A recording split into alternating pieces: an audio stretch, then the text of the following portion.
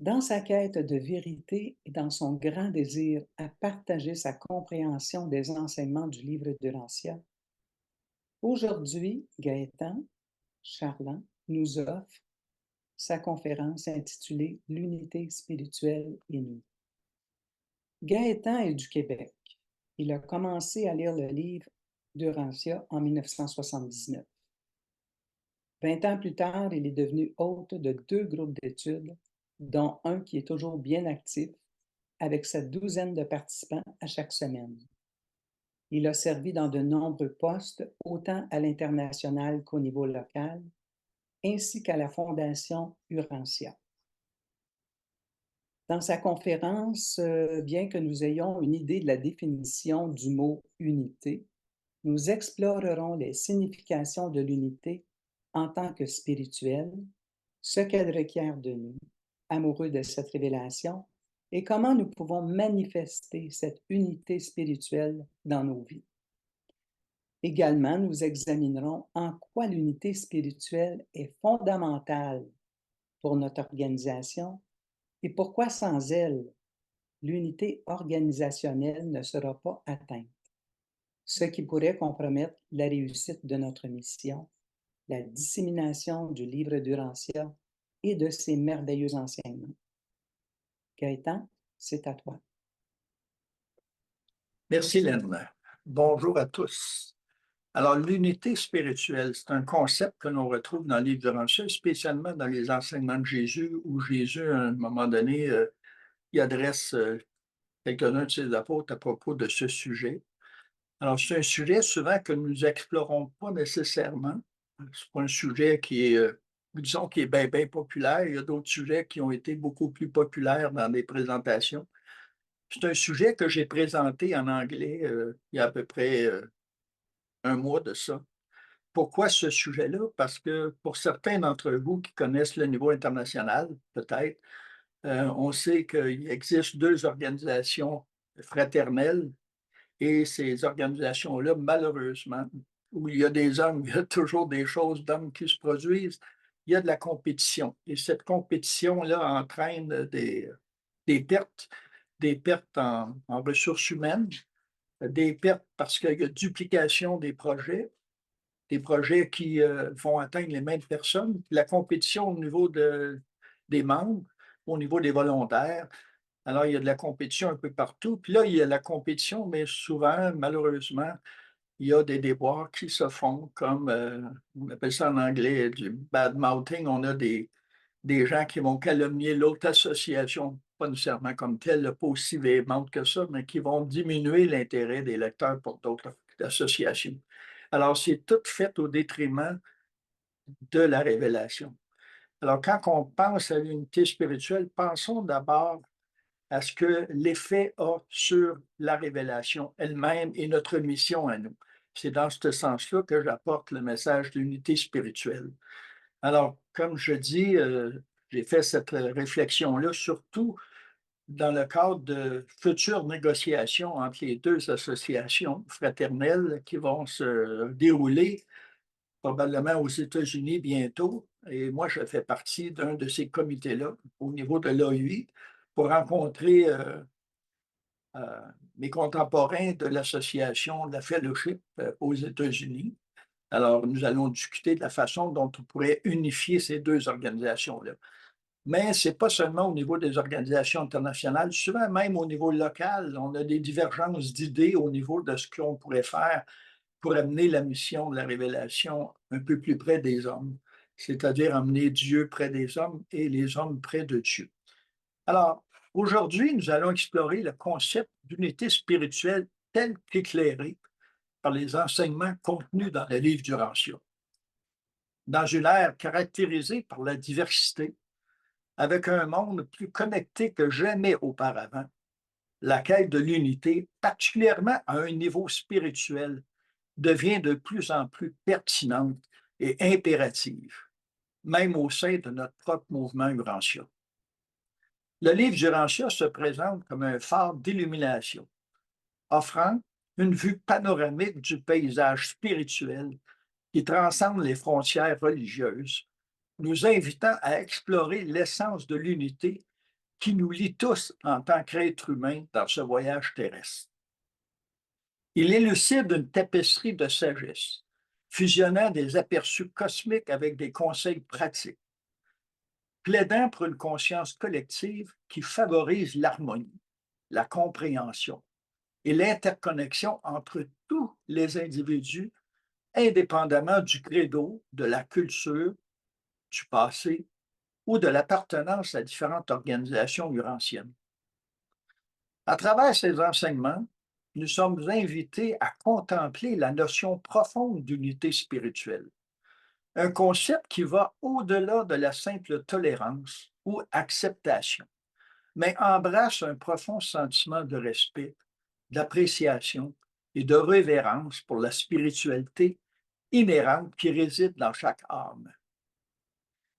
Il nous invite à reconnaître l'étincelle divine qui nous unit, célébrant la diversité de l'expérience humaine tout en reconnaissant l'unité sous-jacente qui nous relie au cosmos plus large.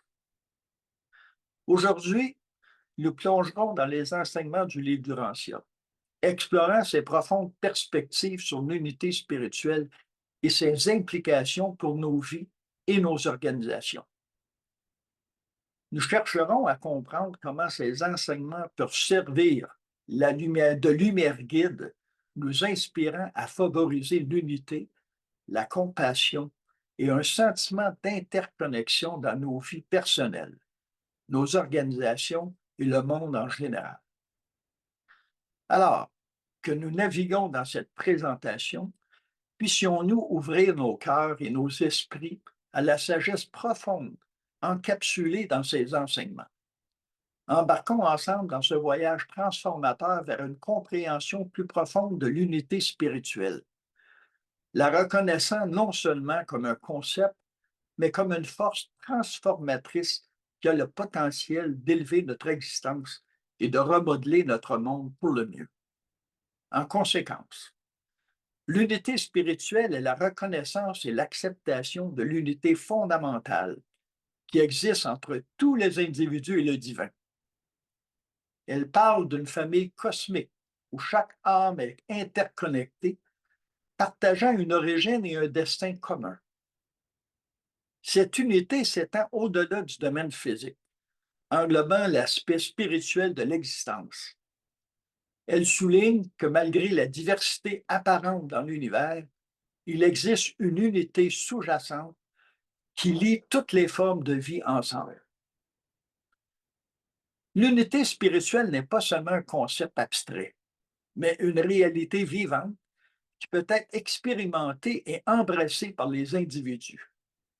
Elle encourage un changement de conscience, invitant les gens à reconnaître la présence divine en eux-mêmes et chez les autres, favorisant un sentiment de parenté et de compassion pour tous les êtres. Dans le livre d'Urantia, le concept d'unité est central pour l'évolution et l'émergence expérientielle de Dieu le Suprême. Chaque section du livre souligne l'importance de l'unité à divers niveaux. Sans unité, l'univers cesserait d'exister. Les divinités opèrent toujours en unité, car la perfection la nécessite. Dans le livre d'Urantia, le terme unité est mentionné 190 fois. Uni apparaît 90 fois. Unifiant est utilisé 40 fois. Unité spirituelle est mentionnée 8 fois et unité d'esprit est référencée 3 fois. Dans l'introduction de cette présentation, j'ai soigneusement sélectionné 6 citations pour illustrer un principe fondamental. Le concept d'unité spirituelle se manifeste à travers divers niveaux et expressions. Bien qu'il ait été possible d'inclure un éventail plus large de citations pour souligner davantage l'idée d'unité spirituelle, je suis confiant que l'essence de mon message deviendra claire au fur et à mesure que nous avancerons dans la présentation. Cette sélection organisée est conçue pour non seulement mettre en évidence la nature multifacette de l'unité spirituelle, mais aussi pour préparer le terrain pour une exploration plus profonde de cette signification tout au long de cette présentation et de nos discussions.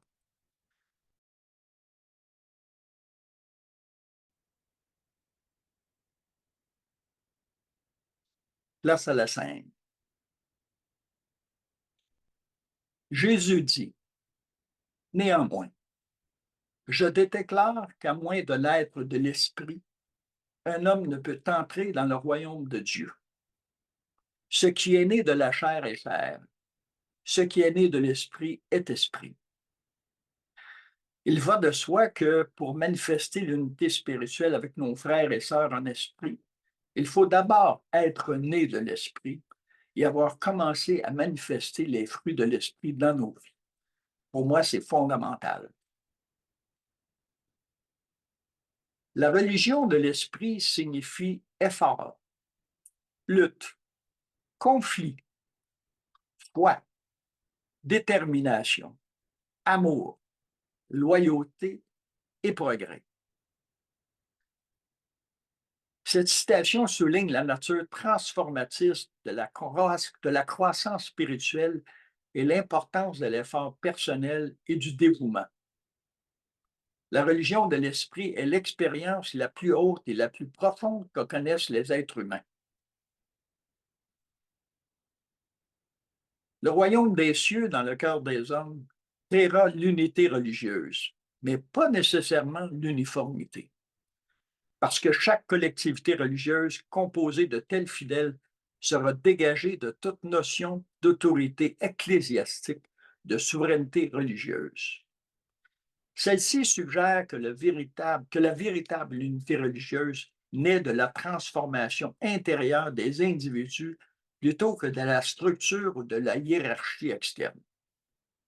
Lorsque les individus font l'expérience du royaume des cieux à l'intérieur d'eux-mêmes, ils transcendent naturellement les divisions religieuses, favorisant une unité basée sur des valeurs spirituelles partagées plutôt que sur des affiliations institutionnelles. Prochaine diapo. La fraternité des hommes est basée sur la reconnaissance de la paternité de Dieu. La manière la plus rapide de réaliser la fraternité des hommes sur Urantia est d'effectuer la transformation spirituelle de l'humanité d'aujourd'hui. Cette citation souligne l'idée que la reconnaissance de notre origine commune en tant qu'enfant de Dieu favorise un sentiment de parenté et d'unité entre tous les êtres humains. Le fait de nous considérer comme faisant partie d'une famille divine favorise la prise de conscience de notre interconnexion et de notre destin commun.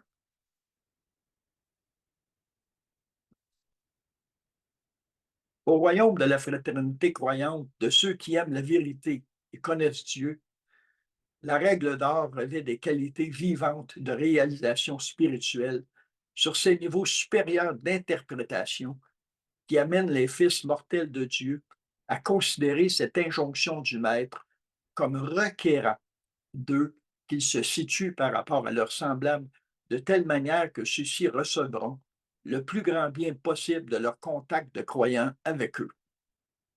Celle-ci met l'accent sur l'application pratique de la règle d'or au sein d'une communauté d'individus qui se consacrent à la vérité et à la croissance spirituelle. L'unité spirituelle est atteinte lorsque les individus donnent la priorité au bien-être et à l'élévation des autres, reflétant ainsi un engagement commun à vivre selon les principes divins.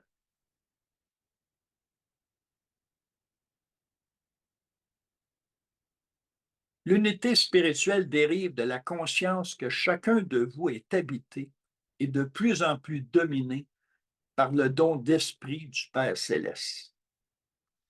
La reconnaissance de l'essence divine en chaque individu constitue la base de l'unité spirituelle. Alors, ceci, c'est très, très important à comprendre.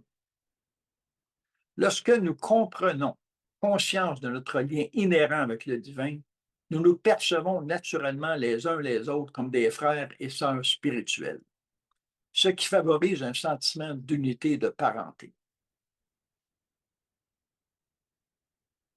Alors, quelles sont les 6, en fait, citations que j'ai choisies pour exprimer ce qu'on retrouve un peu partout dans le livre de Rancia concernant l'unité spirituelle. Alors, quelles sont nécessairement les implications pour atteindre l'unité spirituelle? Alors, voici les 4 implications pour atteindre l'unité spirituelle. Examinons chacune d'entre elles. Alors, la première, c'est la compassion et l'empathie. La deuxième, c'est l'unité dans la diversité. La troisième, c'est le service aux autres. La quatrième, c'est l'unité avec le divin. Alors, commençons par explorer chacune d'entre elles avec la compassion et l'empathie. Alors, les enseignements soulignent l'importance de développer la compassion et l'empathie envers les autres. Lorsque les individus reconnaissent l'unité spirituelle qui les lie, cela favorise un sentiment de compréhension et d'empathie pour les luttes, les joies et les expériences de leurs semblables. Cette compréhension favorise l'émergence d'une société plus compatissante et bienveillante.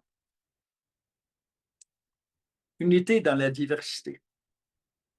L'unité spirituelle n'implique pas l'uniformité. Au contraire, elle célèbre la diversité tout en soulignant l'unité sous-jacente qui relie tous les êtres.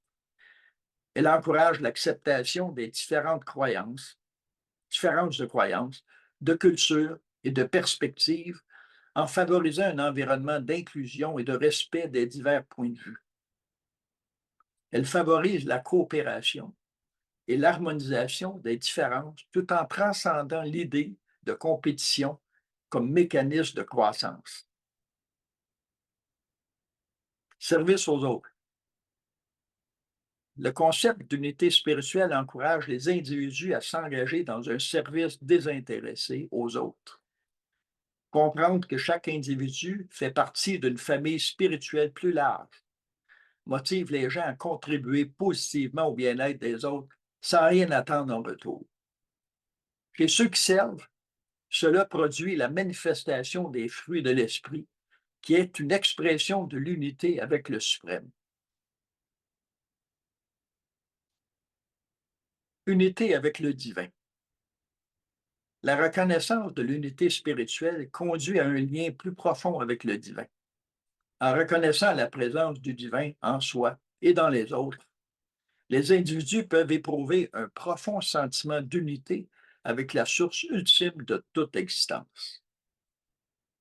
Alors, bien entendu, il y a des défis à surmonter pour atteindre l'unité spirituelle. Alors, probablement que vous avez déjà pensé à certains de ces défis-là, ou souvent on en fait allusion dans nos discussions sur la spiritualité, les obstacles qui nous empêchent de progresser souvent, et un de ces obstacles-là majeurs est l'ego et l'égocentrisme.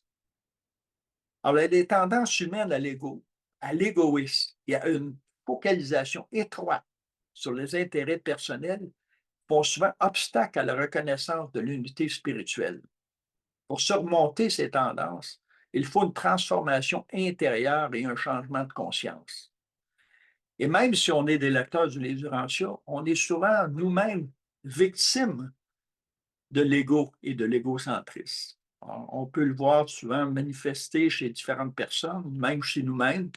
Alors, il ne faut pas penser qu'on est exempt de ces problématiques-là. En fait, c'est une bataille de toute une vie souvent que je me dis. Alors, l'ego essaie toujours de refaire surface, hein. Comme on dit au Québec, le naturel revient souvent au galop. Alors, si on n'a pas des pratiques pour rester dans cet état de spiritualité, de conscience spirituelle en fait, il est fort possible qu'on va retourner dans cet état d'égoïsme ou d'égocentrisme. Le deuxième, c'est la pensée luciférienne. Alors, pour certains, ça peut paraître quelque chose de, comment je dirais, là, de pas nécessairement présent à l'esprit, là. Qu'est-ce qu'on veut dire par pensée luciférienne? Alors, vous pouvez toujours vous référer à une présentation que j'avais faite il y a quelques mois sur cette idée-là, la pensée luciférienne. Mais en fait, c'est la promotion par la société moderne d'une liberté personnelle sans licence. Celle-ci contribue à rendre l'humain irresponsable de ses actes face aux besoins de ses semblables. Elle abaisse son niveau de moralité et le rend insensible à la gouverne de l'Esprit divin qui l'habite. Alors, quand on regarde aujourd'hui tout ce que c'est qui est permis, chaque personne qui dit: «Ah, ben, je peux le faire, pourquoi je ne pourrais pas le faire?» Ce que des gens font souvent avec l'argent, parce qu'ils ont l'argent ou ils ont le pouvoir. Ils se permettent de faire des choses, des fois, qui vont à l'encontre du bien-être de toute la population. On pense aux guerres. Ces gens-là qui sont imbus de ce désir-là de vouloir proclamer leur autorité sur les autres. L'autoritarisme, comme qu'on voit, le populisme, comme l'on voit arriver aujourd'hui, et tous les problèmes qu'il engendre. Alors, toutes ces choses-là sont des obstacles à atteindre cette unité spirituelle. Quels sont les principes de base pour atteindre l'unité spirituelle? 1. La reconnaissance du Père universel. Alors, cette reconnaissance et la compréhension du Père universel en tant que source aimante et personnelle de toute réalité spirituelle. Ceci implique le développement d'une relation profonde et personnelle avec Dieu par la prière, l'adoration et la contemplation. Alors, il faut commencer par nous. On ne peut pas espérer que tout le monde dans toute la planète là, se mette à prier ou à méditer ou à adorer Dieu.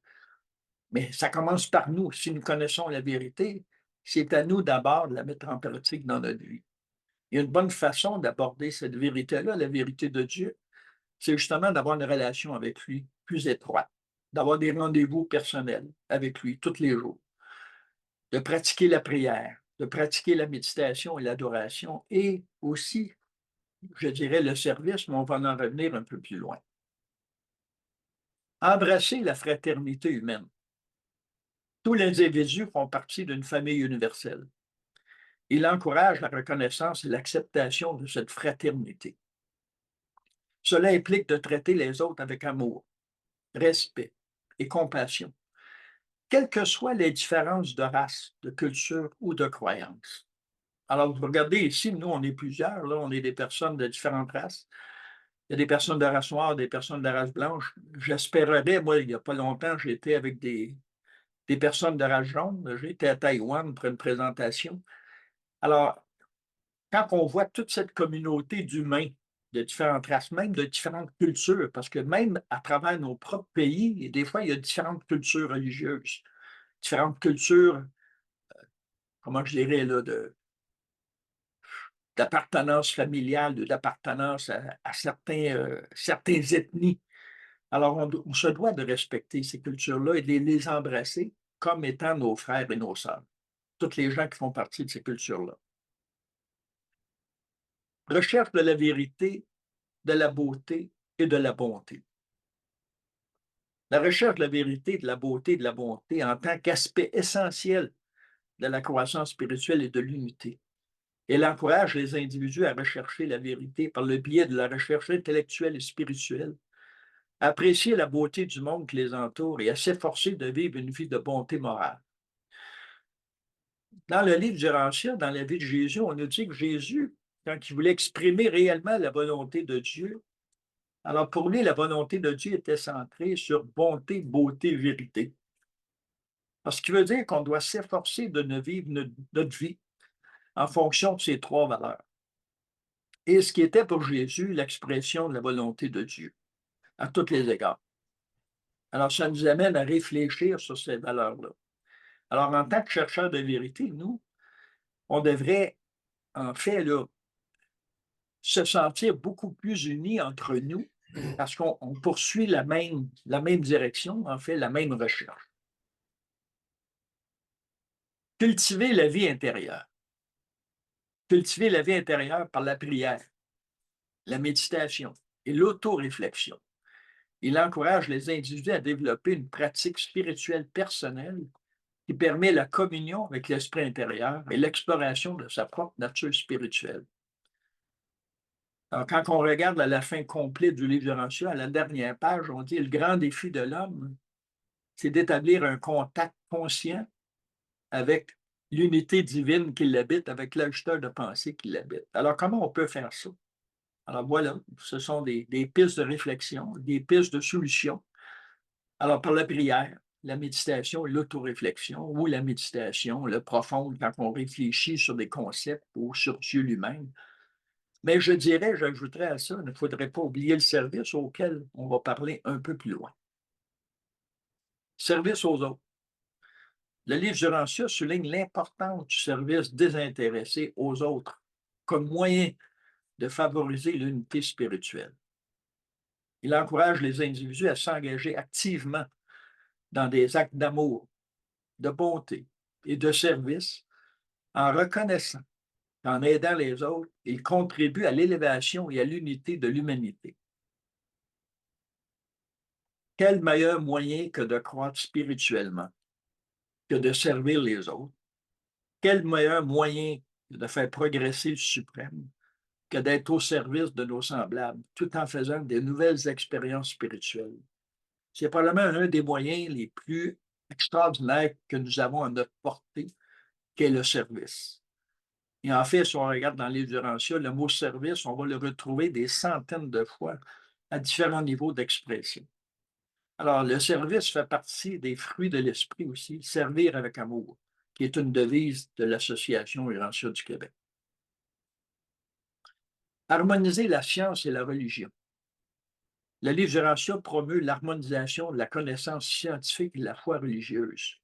Il encourage les individus à rechercher une compréhension équilibrée des aspects physiques et spirituels de la réalité, en reconnaissant que la science et la religion peuvent tous deux contribuer à une vision globale du monde. Alors, on nous dit que pour s'élever spirituellement dans les sept psychiques, il faut quand même cultiver chez nous l'aspect intellectuel. Et l'aspect intellectuel, des fois, souvent, ça retouche des choses scientifiques. Alors, il faut s'informer. Il faut tenter d'harmoniser les deux, de ne pas nécessairement rester un ignorant d'un au profit de l'autre.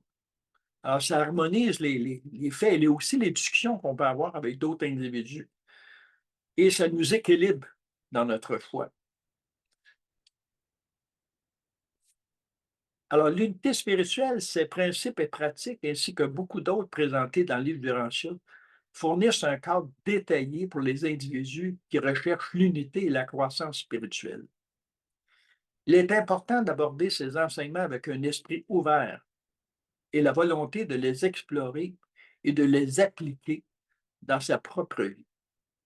Alors, quand on regarde ça, on voit que on ne peut pas nécessairement évoluer spirituellement si on ne vit pas en harmonie et en unité avec quelque chose de plus grand et quelque chose qui est autour de nous.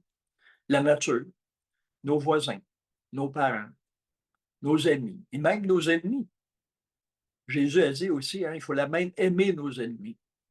Alors, il faut se sentir uni réellement d'un sens holistique de tout ce qui existe, même de l'univers qui nous entoure.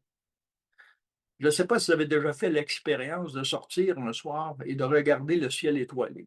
Moi, c'est une chose que je faisais régulièrement, malheureusement, où je reste, le ciel n'est pas aussi étoilé, là, mais quand on reste à la campagne, des fois, on a cette opportunité-là.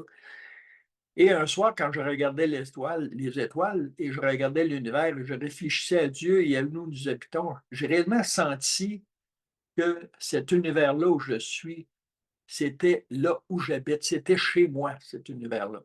J'ai ressenti ce désir, en fait, ce sentiment d'unité avec l'univers dans lequel j'habite. Et ça ne m'a pas laissé depuis. Alors, je vous invite à faire cette expérience-là, de regarder les étoiles et de vous sentir unis à cet univers-là, de vous sentir un citoyen à part entière de cet univers-là. C'est une façon de pratiquer cette unité-là. Voici des exemples de concepts d'unité spirituelle trouvés dans le livre du Jurancia. Unité grâce à l'esprit intérieur. Cette présence spirituelle en chaque personne établit un lien commun, je dis bien un lien commun et un potentiel d'unité avec le divin. Quand on sait que chacun d'entre nous est habité par un ajusteur, ça, c'est un lien extrêmement puissant qui nous unit. C'est ce qui fait qu'on est frères et sœurs entre nous. Il faut pratiquer, en fait, il faut cultiver cette conscience que chacun de nous est habité par une partie de cette présence divine, une partie de Dieu en nous. Unité dans la famille de Dieu. l'importance de reconnaître et d'embrasser la fraternité inhérente à tous les êtres humains, de transcender les différences et de favoriser l'unité sur la base de notre origine divine commune. C'est pas toujours facile.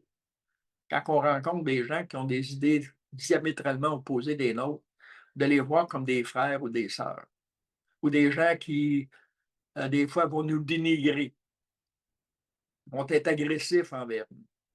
C'est dans ces périodes-là qu'il faut réellement se recentrer sur ce que veut dire unité spirituelle et sur ce qui nous habite. Unité dans l'adoration et la prière.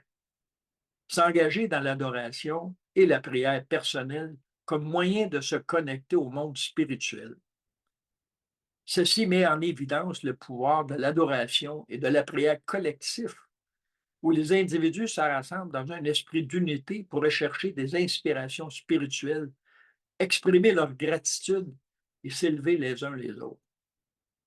On parle ici non seulement de prière et d'inspiration, mais on parle de gratitude. Souvent, il y a des amis, on disait la gratitude, c'est la sœur de l'adoration. En fait, moi j'appelle ça la gratitude, la porte à l'adoration. Alors, est-ce qu'on pratique à tous les jours cette pratique-là de gratitude? Est-ce que le matin, en se levant, on remercie Dieu pour la vie qu'il nous donne? On remercie Dieu pour la vérité qu'il nous a donnée. On remercie Dieu pour la révélation. On remercie Dieu pour les occasions de servir.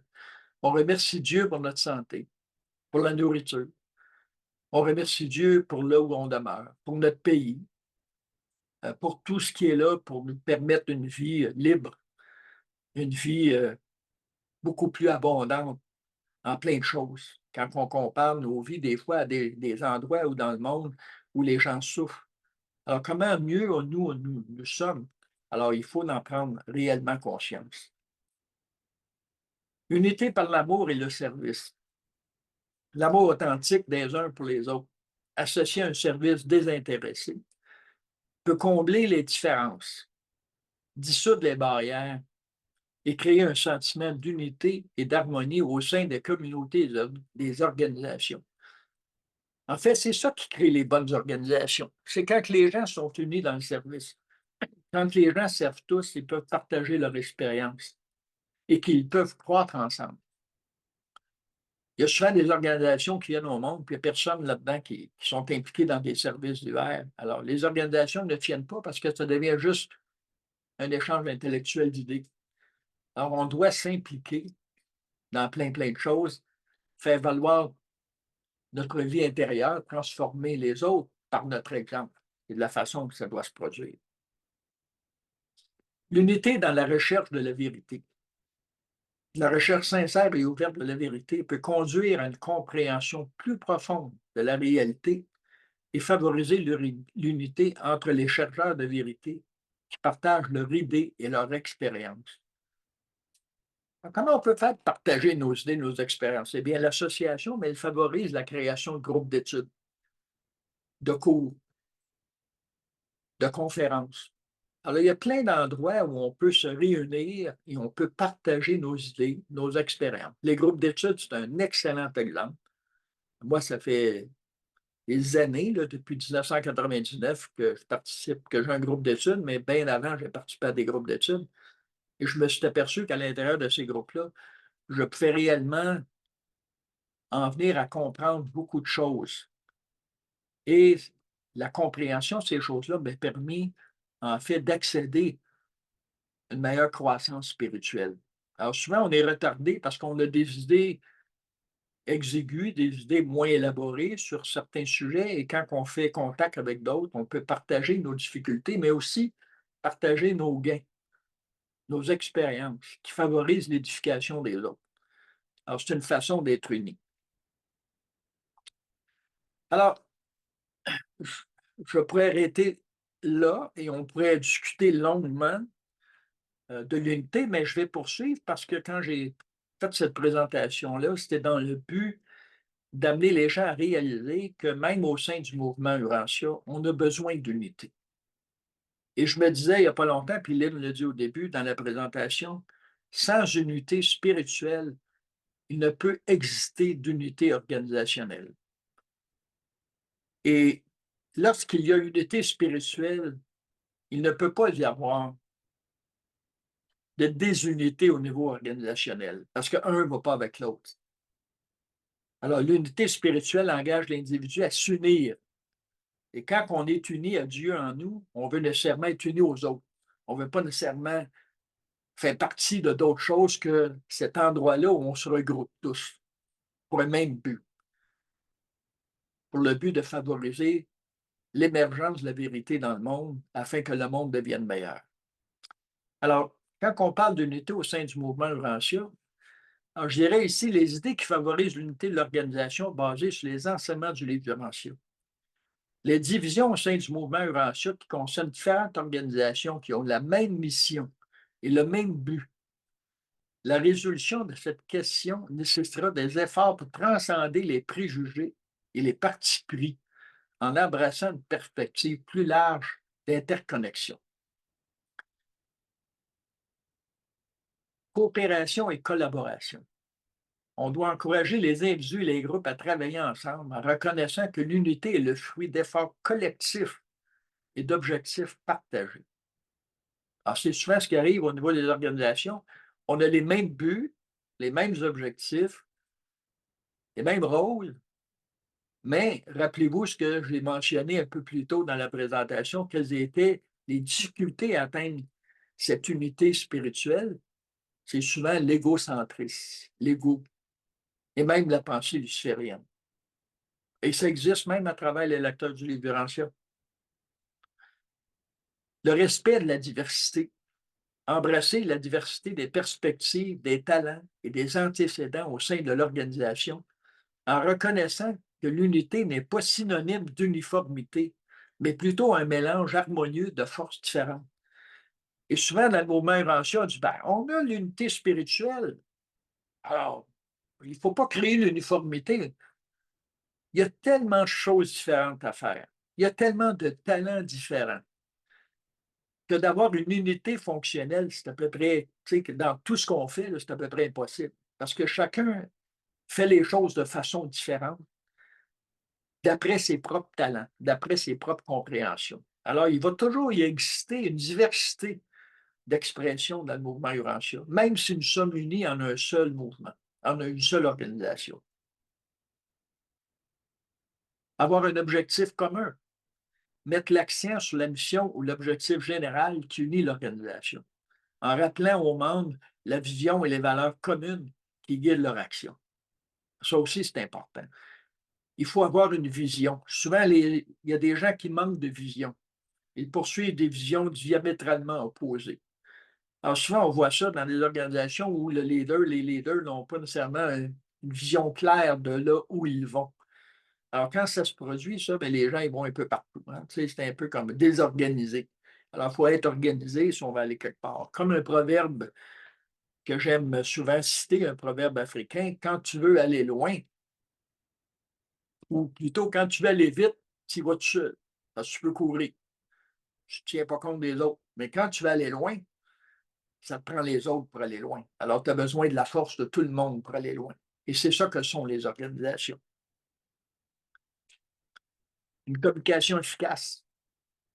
Promouvoir les canaux de communication ouverts et transparents, en veillant à ce que l'information circule librement et que toutes les voix soient entendues et valorisées. Ça, c'est important dans une organisation. C'est ce qu'on vous demande, même au sein de l'Organisation Urantia du Québec, pour ceux qui sont membres qui sont ici, de participer à l'aventure de la mission au Québec et de faire valoir vos idées, de faire valoir des fois, peut-être des choses que vous n'êtes pas d'accord, de le dire aussi. Mais pas seulement de faire valoir vos idées, de participer à l'élaboration de vos idées s'ils sont bonnes. Alors ça, c'est important, ça, de les faire ensemble.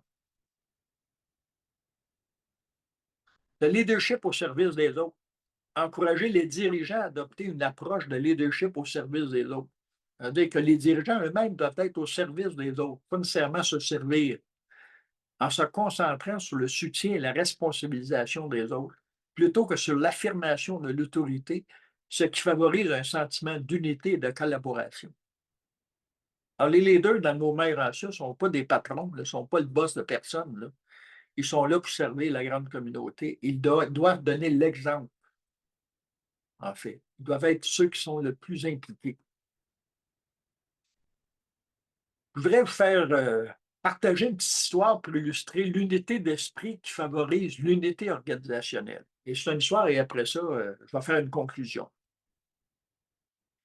C'est l'histoire de deux organisations qui étaient en concurrence l'une avec l'autre pour la notoriété, les ressources humaines, financières et pour le territoire. Et c'est ce qui se passe exactement actuellement entre deux organisations fraternelles. Alors, il était une fois deux organisations concurrentes ayant le même but spirituel, chacune cherchant à répandre la sagesse et la connaissance du livre du Laurentien. Bien que partageant un objectif commun, elles étaient souvent en désaccord et se considéraient comme des rivales. Alors, on voit ici dans l'image, ils tirent, ils se concentrent sur un bord, c'est à moi, c'est pas à toi, c'est... Alors, cependant, un jour, un événement inattendu s'est produit. Les dirigeants des deux organisations ont reçu un message mystérieux leur demandant de se réunir pour discuter d'une opportunité de collaboration. Intrigués, ils décident de mettre leurs différends de côté et de se rencontrer. Au cours de cette rencontre, ils se sont rendus compte qu'ils partageaient la même vision de l'unité spirituelle et de l'unification organisationnelle.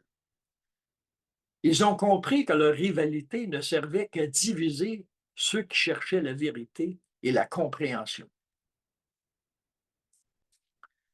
Guidés par leur amour commun pour le livre du Laurentien et leur désir de partager ses enseignements avec le monde, ils ont décidé de fusionner leur organisation. Ils ont créé une nouvelle entité, une alliance puissante qui unirait leurs forces et leurs ressources pour atteindre leur objectif commun. Cette fusion ne s'est pas faite sans difficulté, bien entendu. Les membres des deux organisations ont dû apprendre à travailler ensemble, à mettre de côté leurs différences et à embrasser la diversité de leurs croyances et de leurs pratiques spirituelles. Mais avec le temps, ils ont réalisé que cette diversité était une force, car elle enrichissait leur compréhension du livre du Laurentien et de la spiritualité en général. En joignant leurs forces, ils ont pu atteindre un public plus large et partager les enseignements du livre du Laurentien avec une portée et une profondeur encore plus grande. Leur unité spirituelle et leur unification organisationnelle sont devenus un exemple inspirant pour d'autres groupes spirituels qui ont également cherché à transcender les divisions et à travailler ensemble pour le bien commun. Au fil du temps, cette nouvelle organisation est devenue une source d'inspiration et d'orientation pour de nombreuses personnes en quête de vérité et de sens à leur vie. Elle est devenue un phare de lumière spirituelle, guidant les âmes vers une compréhension plus profonde de leur existence et de leur relation avec l'univers. Ainsi, grâce à leur volonté de surmonter leur rivalité et de s'unir dans un esprit de collaboration, ces deux organisations concurrentes ont réalisé l'importance de l'unité spirituelle et de l'unification organisationnelle. Leur histoire est devenue un témoignage vivant du pouvoir de l'amour, de la compréhension et de la coopération dans la quête de la vérité spirituelle. On voit ici dans cette histoire-là que l'importance de l'unité spirituelle comme facteur déterminant dans cette unité organisationnelle-là. Et c'est ce qui me fait toujours penser que sans cette unité spirituelle, et si nous avons l'illusion d'une unité spirituelle, parce que j'ai l'impression des fois ce qui se passe, on ne comprend pas réellement ce que veut dire unité spirituelle. On pense parce qu'on croit au même livre, qu'on croit au même Dieu, qu'on a cette unité spirituelle-là, mais est-ce qu'on a réellement conscience en nous de cette présence divine qui fait qu'on se sent réellement comme des frères et sœurs? Et que d'ensemble, dans cette organisation-là, dans toutes les organisations, on ressent le même besoin d'être unis ensemble. Et c'est ça que procure l'unité spirituelle, pas un fait d'être diversifié dans plein d'autres organisations, comme on voit souvent dans la chrétienté. On voit toutes ces églises-là avec leurs livres différents, avec leurs Bibles différentes, et souvent, ils parlent une contre l'autre.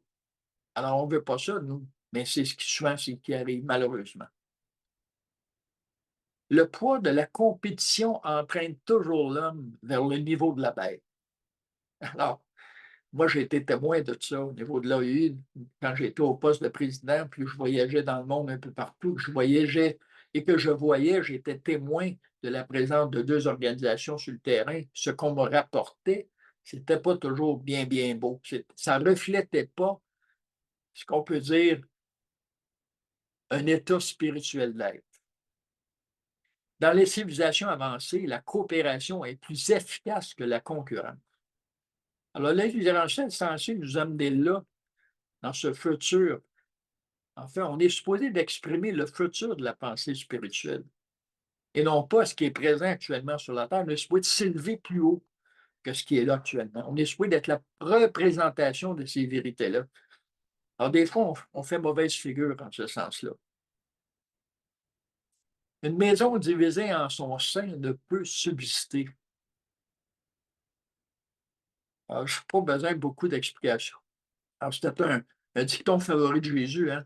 En tant que porteur du flambeau de la révélation, il est de notre seul devoir de défendre le plus haut idéal de conduite morale, éthique et spirituelle dans tous nos rapports avec les autres. Nous devons être un exemple d'unité pour le monde. Ça en demande beaucoup. Hein? La révélation, on demande ça.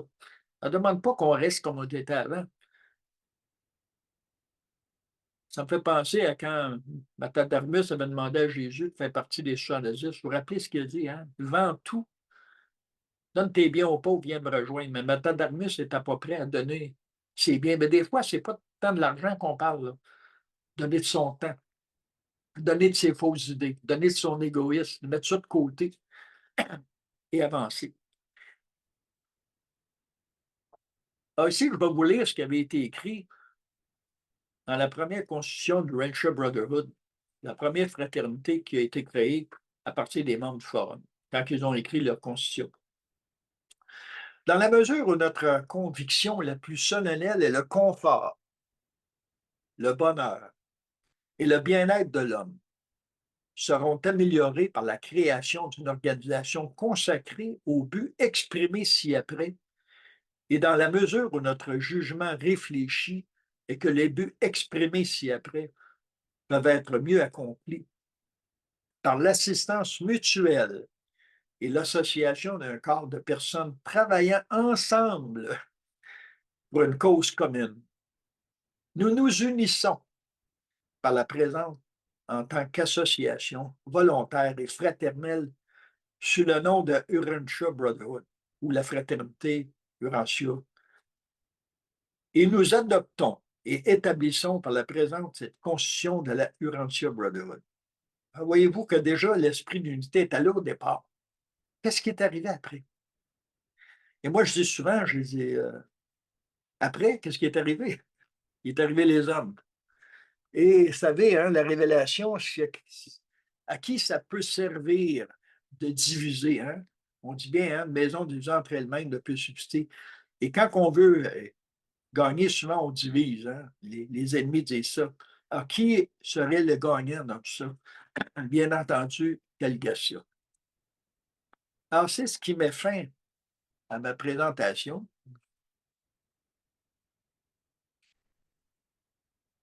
Je sais pas, je vais grosser mon écran. Voilà. Mais je voulais vous lire, avant que j'y aille, je voulais vous lire la conclusion, parce que je ne vous ai pas lu la conclusion de cette présentation-là. Ce sera pas bien là. On va vous faire ça tout de suite.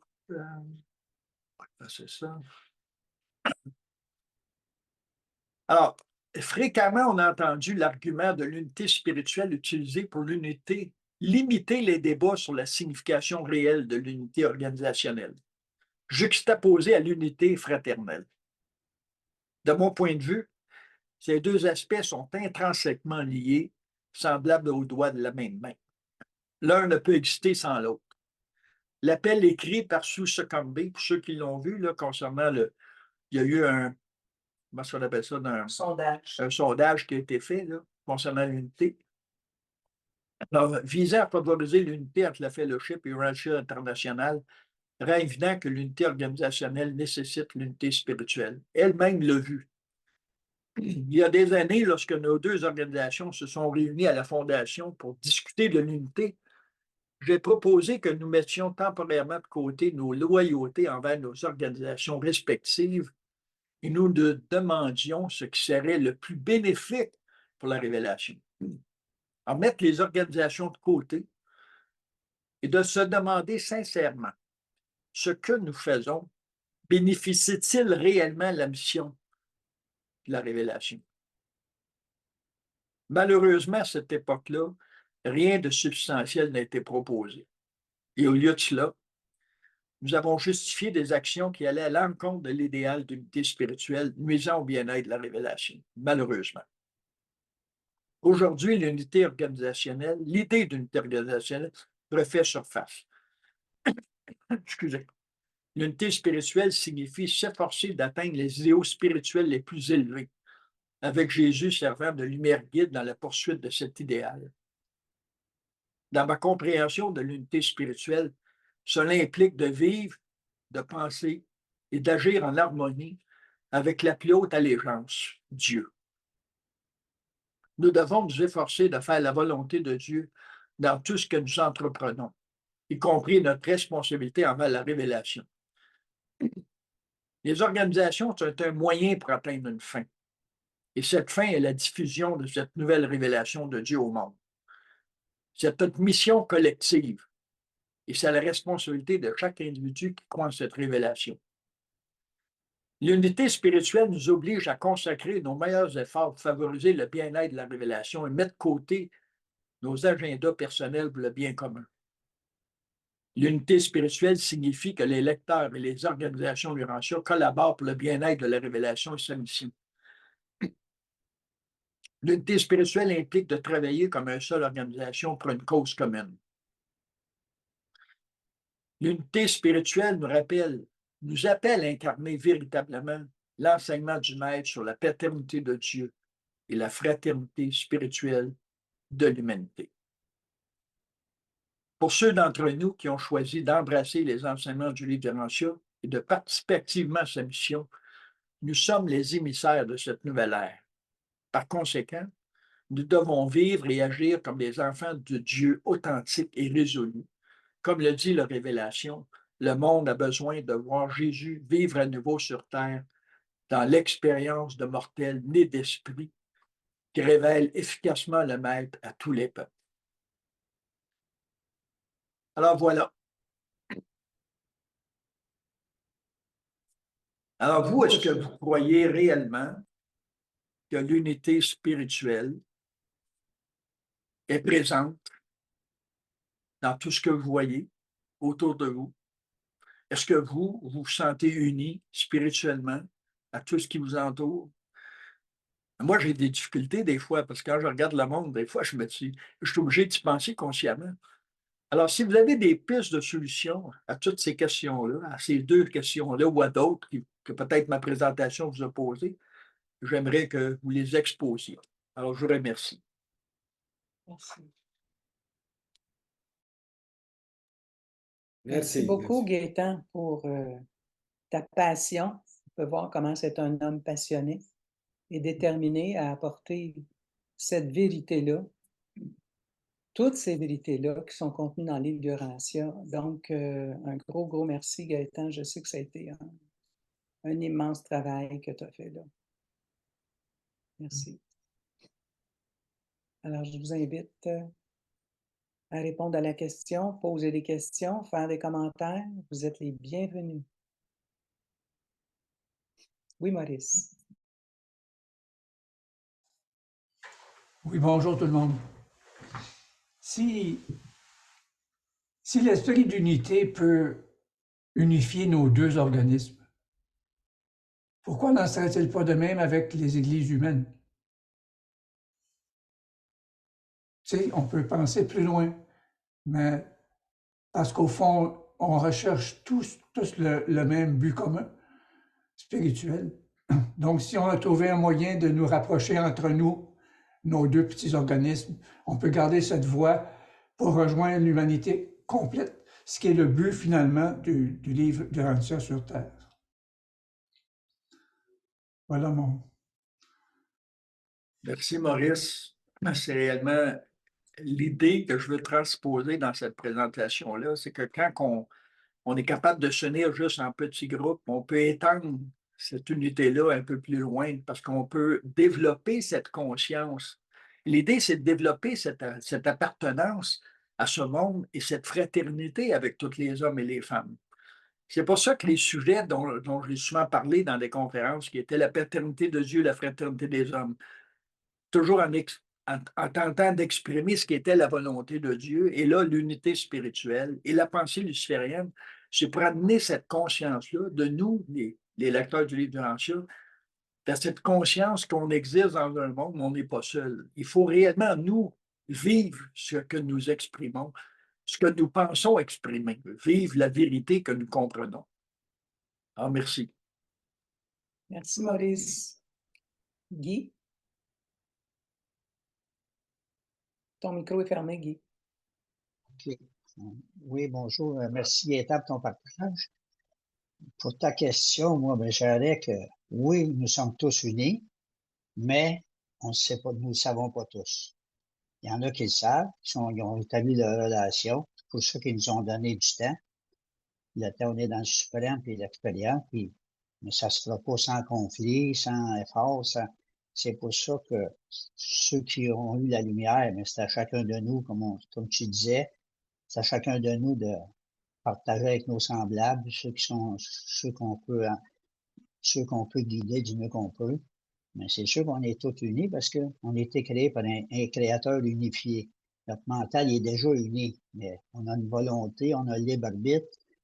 Fait qu'un jour, tout va se faire. Mais là, dans le moment, mais c'est sûr que là, on voit bien qu'il y en a qui le sont, mais par contre, ce que je trouve très intéressant, c'est qu'on n'est pas dans une chose de ténèbres, puis juste de lumière, c'est une grande lumière avec des petites taches noires ici et là. Ça, c'est au niveau des systèmes des planètes. Les constellations, il y a de la lumière, les univers sont lumineux. C'est juste, nous autres, ici, on est plus éloignés. Mais tout va se faire, mais avec le temps et la patience et de l'amour. Merci. Merci à toi, Guy. André? André Desjardins? Arrive, là, OK, bon, OK, merci beaucoup pour la présentation. C'est sûr, quand je pense au livre de Rancia, c'est basé un peu, c'est quelque chose qui n'a pas il n'y a pas d'église, il n'y a pas de structure, il n'y a pas d'identité. Ça dépend juste de nous de se soumettre à l'enseignement du livre de Rancia. Puis il n'y a pas d'obligation non plus. On peut faire ce qu'on veut. C'est pas une structure comme une religion catholique où on est obligé d'avoir des obligations nécessairement. Ça dépend seulement de nous. Pour moi, la fraternité humaine, quand on parle, ça commence toujours par un comportement personnel envers les autres, non seulement envers les lecteurs du livre de Rancia, avec en général l'humanité, ceux que je côtoie quotidiennement, que ce soit au supermarché ou les voisins. C'est ça, c'est notre attitude personnelle. Ça veut dire amener à quoi, ça? Savoir écouter, savoir entendre, savoir comprendre aussi. Moi, disons qu'à un moment donné, on parle toujours de la moto Mont-Ciel. Je ne sais pas s'il y en a qui ont déjà regardé ça. Il y en a qui pensent, oh, ben, mais qu'on soit mort, on va aller voir la moto Mont-Ciel. Mais si on regarde ça un peu attentivement, ben, est-il possible de vivre cette moto barontielle ici même pendant qu'on vit sur notre planète? Tu sais, je prends comme l'exemple là, qu'on entend. Stimuler l'appétit de vos associés pour la vérité. Ne donner un conseil que si on vous le demande. Des fois, entendu, souvent, moi en tout cas, moi à ta place, là, c'est pas un conseil, c'est c'est quelque chose qui va t'imposer. Quelqu'un demande un conseil, si quelqu'un va dire, André, peux-tu donner quelque chose, ben là, je peux donner quelque chose du mieux que je peux. Ça fait partie de la métamorphose ancienne. Aussi, qu'à un moment donné, l'argumentation, l'ostinage, comme on dit au Québec, là, l'argumentation nécessaire pour défendre une thèse est inversement proportionnelle à la vérité contenue dans cette thèse. Plus que tu t'ostines, plus tu vas avoir raison. Ben, disons qu'à un moment donné, ça arrive à rien, ça va devenir des conflits, comme on peut en voir aussi à travers la Fondation et les lecteurs de livres de Rancia. C'est ça que j'avais à dire. Merci beaucoup. Merci à toi, André. Éric Tarissan? Oui. Alors, ben, merci pour commencer. Merci beaucoup, Gaétan, pour cette présentation grâce à laquelle je viens d'apprendre qu'il y avait deux groupes à l'intérieur du mouvement qui ont transcendé leurs différences pour s'unir. Puis ça m'interpelle beaucoup parce que suite à ta question, à savoir qu'est-ce qu'on voit comme unité autour de nous, ben moi, ce qui me vient, c'est que en utilisant cet exemple-là que tu nous as partagé, ben, il faudrait arriver tous et chacun dans notre propre environnement à effectuer ce genre d'unification-là en transcendant nos différences, parce que c'est vraiment de cette façon-là que l'unité va pouvoir prendre forme sur cette planète. Puis c'est vraiment un bel exemple là, qui nous révèle que l'union est beaucoup plus forte que la concurrence. Ça aussi, c'est une phrase forte que j'ai trouvée dans la présentation. Puis dans la société dans laquelle on est, ben, on n'arrête pas d'alimenter la concurrence. Donc, la liberté personnelle, puis c'est vraiment le mauvais chemin.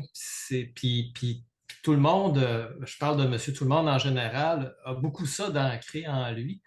Puis c'est ça la difficulté de convaincre notre entourage que c'est pas comme ça que ça marche, mais c'est vraiment en transcendant nos différences, puis en unissant nos forces, que c'est comme ça que la paix va s'installer, puis l'unité spirituelle. Je te remercie beaucoup pour cette constructive présentation. Alors voilà. Merci à toi, Éric. Mustapha?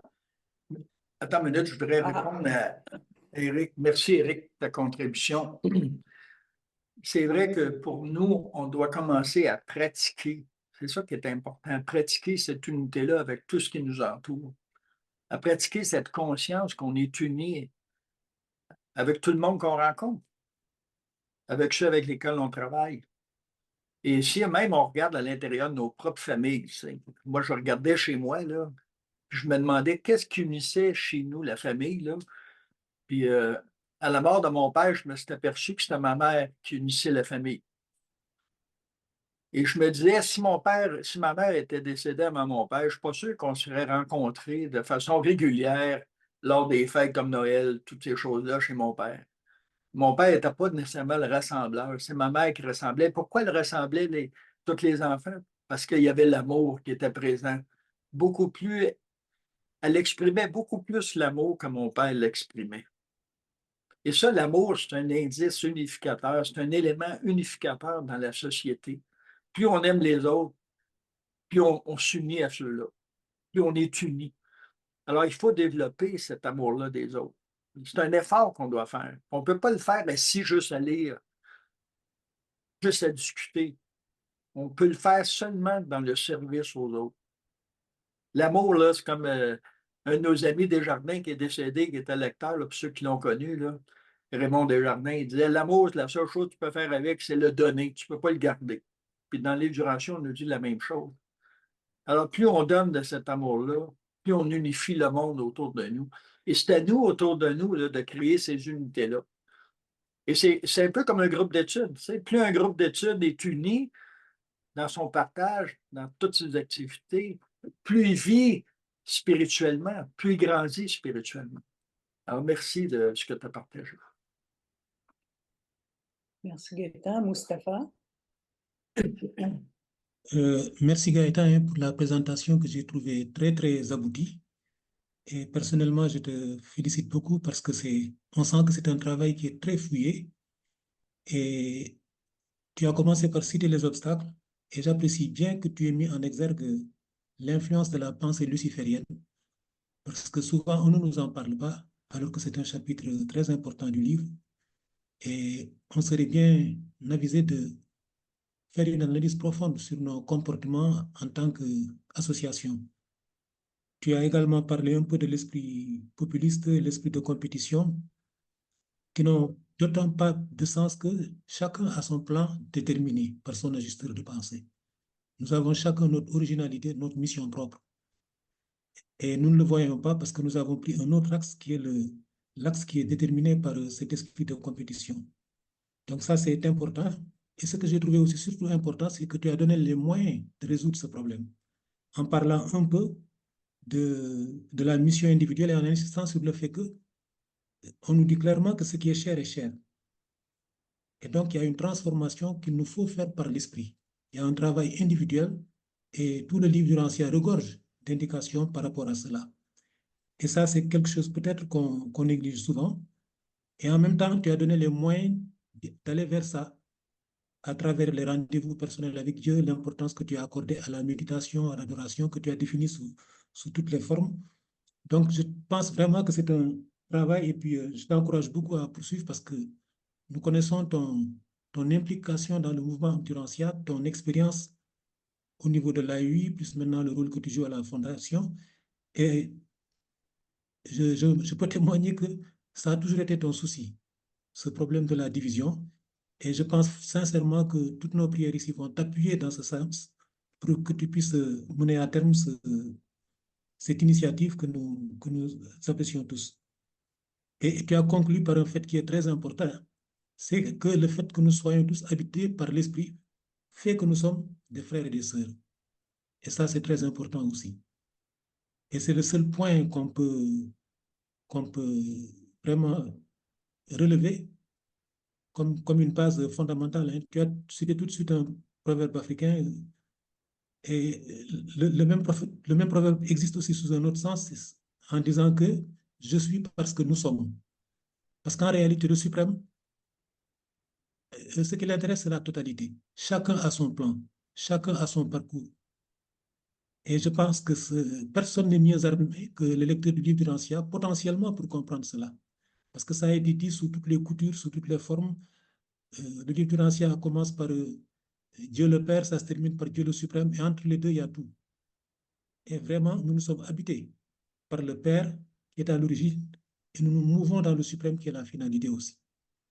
Et je pense donc que ce sont autant d'idées que nous pouvons nous approprier. Et franchement, je te soutiens pour l'initiative parce que je sais qu'il y a très peu de personnes dans le mouvement Urantia qui réfléchissent ainsi. Et il n'y a pas de solution en dehors de cela. Donc, c'est une contribution, mais c'est beaucoup plus comment dire, un témoignage hein, pour tout ce que tu as fait et une appréciation positive. Merci. Merci, Mustapha. Merci beaucoup. Jean-Claude. Oui, bonjour tout le monde et merci Gaétan pour avoir mis la table. C'est toute une table que tu viens de mettre. La méthode la plus utilisée et la plus facile, c'est d'essayer de changer l'autre. C'est facile de voir chez l'autre qu'est-ce qu'il doit changer pour penser comme nous autres. Et l'autre, s'il fait pareil, il n'y a personne qui va changer. Le problème va augmenter. En fait, il y a plusieurs bonnes idées qui sont sorties, que j'apprécie beaucoup. Mais je pense que le changement doit commencer par soi-même. Plusieurs l'ont déjà mentionné. Et j'en suis fort convaincu. D'abord, il faut individuellement, personnellement, se disposer à vouloir changer. D'abord, il faut vouloir. Il faut choisir. Puis il faut se décider, puis il faut passer à l'action. Il me semble qu'on a appris ça dans la personnalité.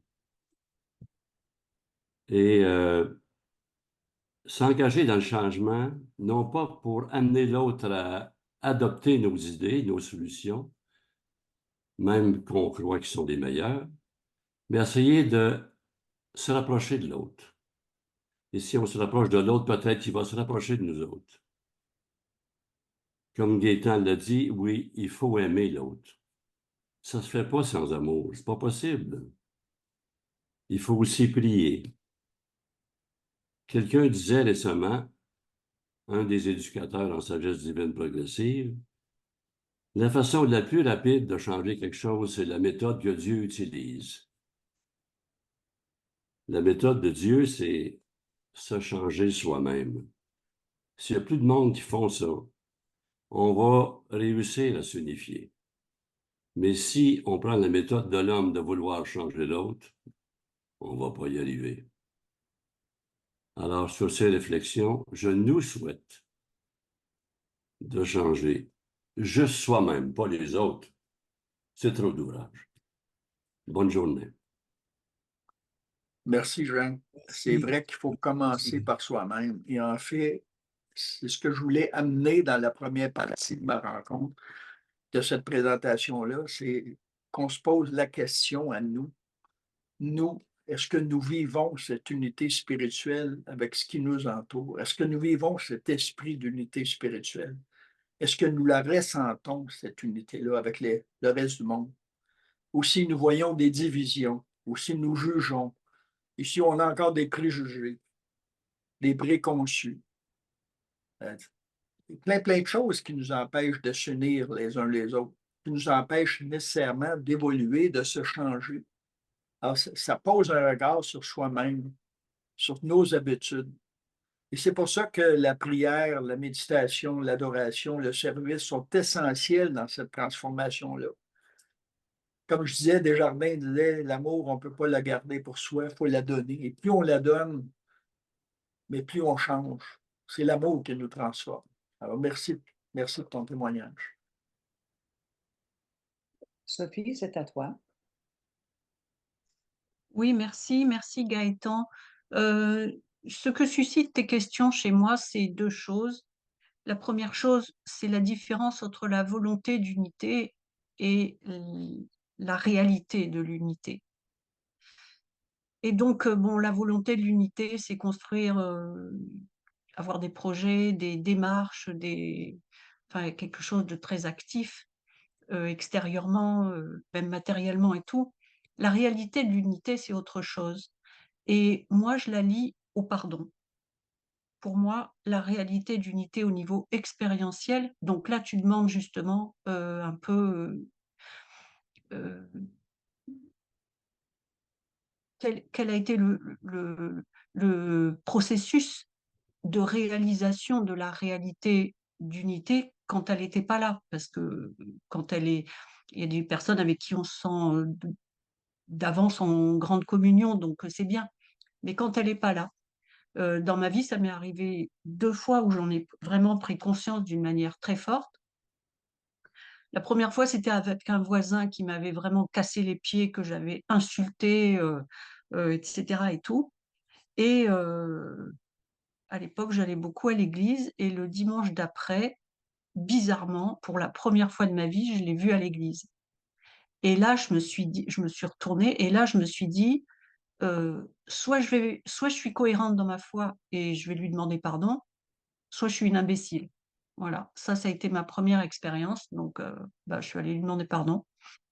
Et la deuxième expérience, c'était un patient que j'avais à mon cabinet qui était, disons, très collant à mon égard et qui avait des vues sur moi. Et ça m'agaçait parce qu'il me suivait dans la rue, parce qu'il épiait ma vie, etc. et tout. Donc, je l'avais vraiment pris en grippe, quoi.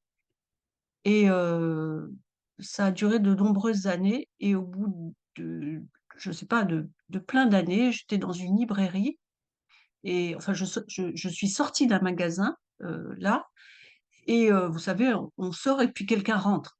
Et c'était lui. Et je ne pouvais pas l'éviter, et lui non plus, parce qu'on était dans la même porte. Donc la porte s'est ouverte pour nous deux, je crois, quoi. Et là, ça a été un peu la même démarche, c'est-à-dire, on a été interloqués tous les deux, hein, ça faisait des années qu'on ne s'était pas vus et qu'on était restés sur cette froideur terrible, non unifiante. Et il s'est tourné vers moi, il m'a rien dit, ni bonjour, ni rien. Il m'a dit, je vous demande pardon.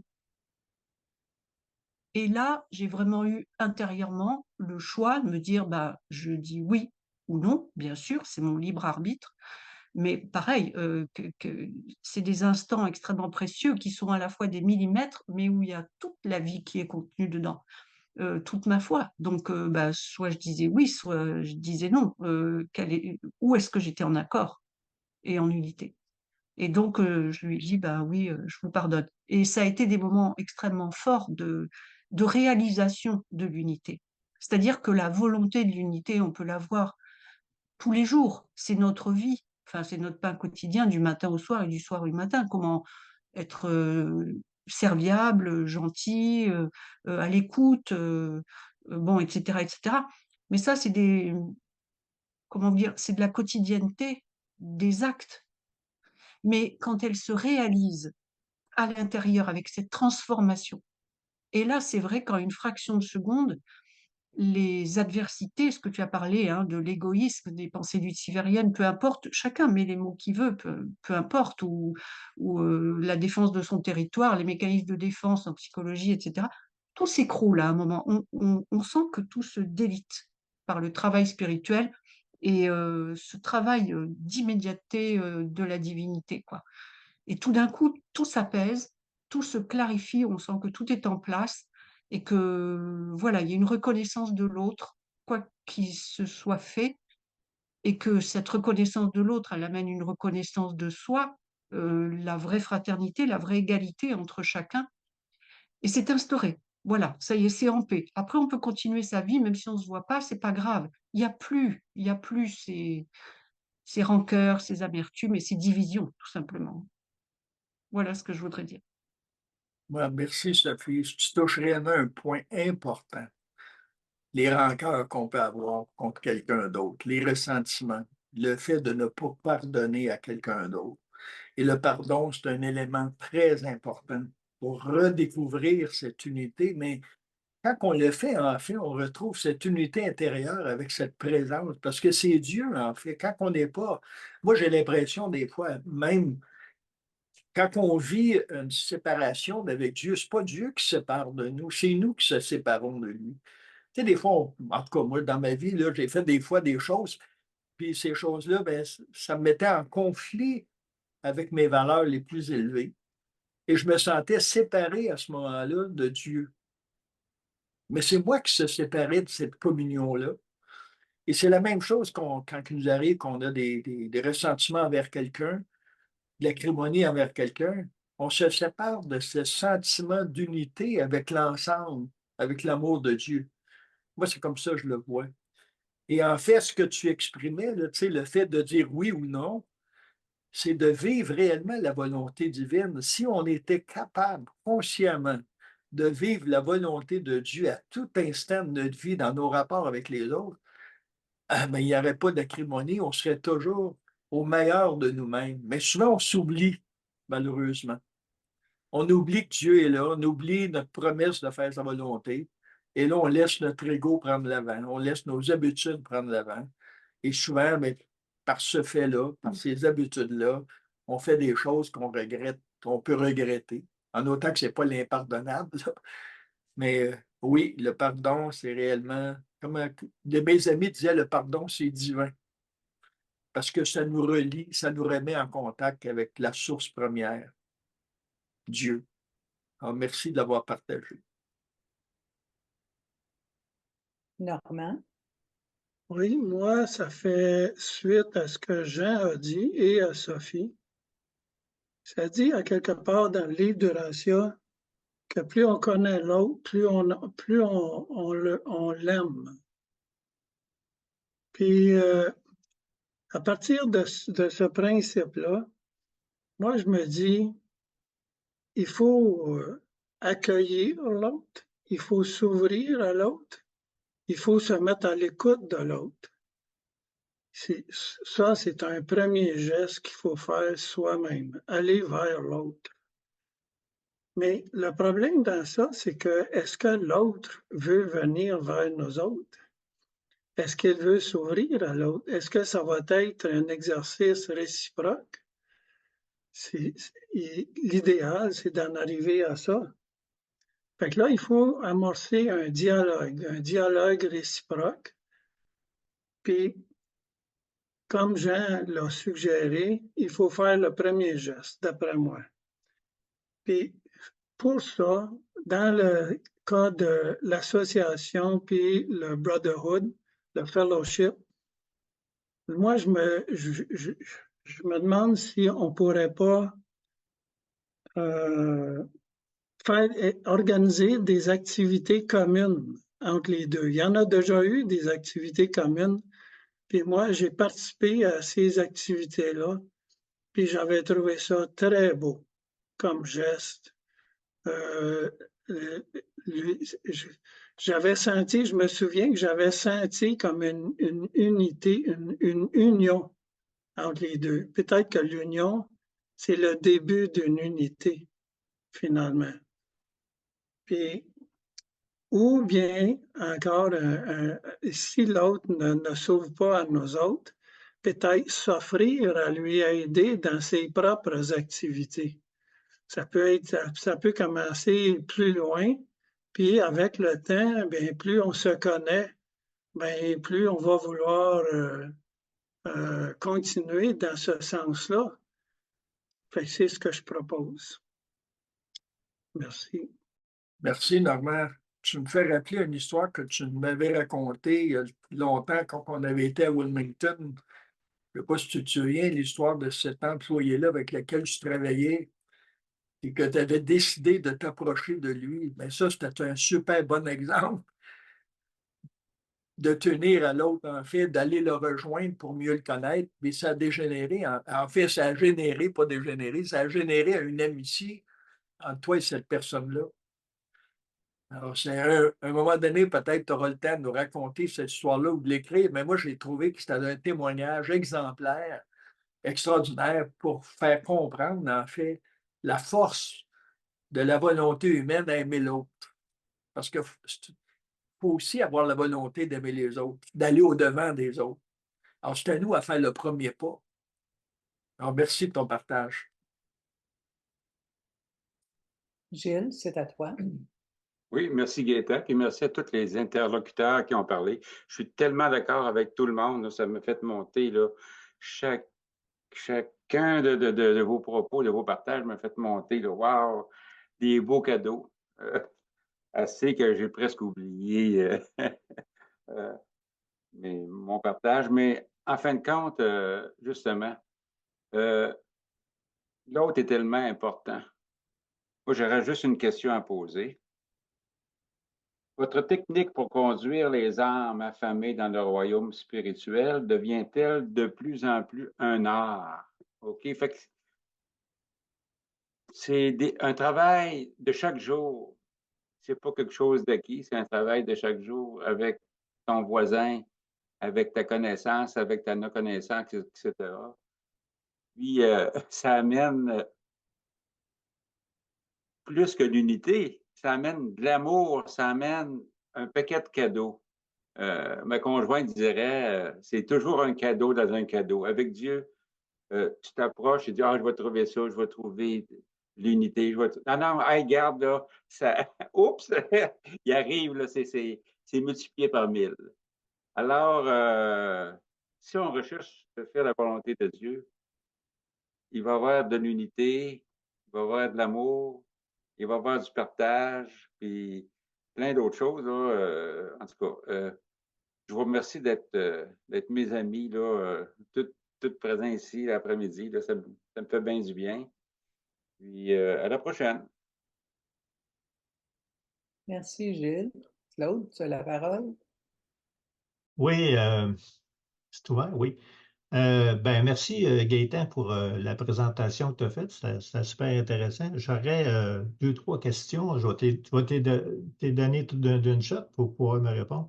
Alors, tu as parlé en premier, moi, je n'ai pas l'impression qu'ici au Québec, on a été aussi affecté parce qu'il y a 2 organisations que ça l'a été aux États-Unis. Tu me corrigeras si je suis dans l'erreur, là.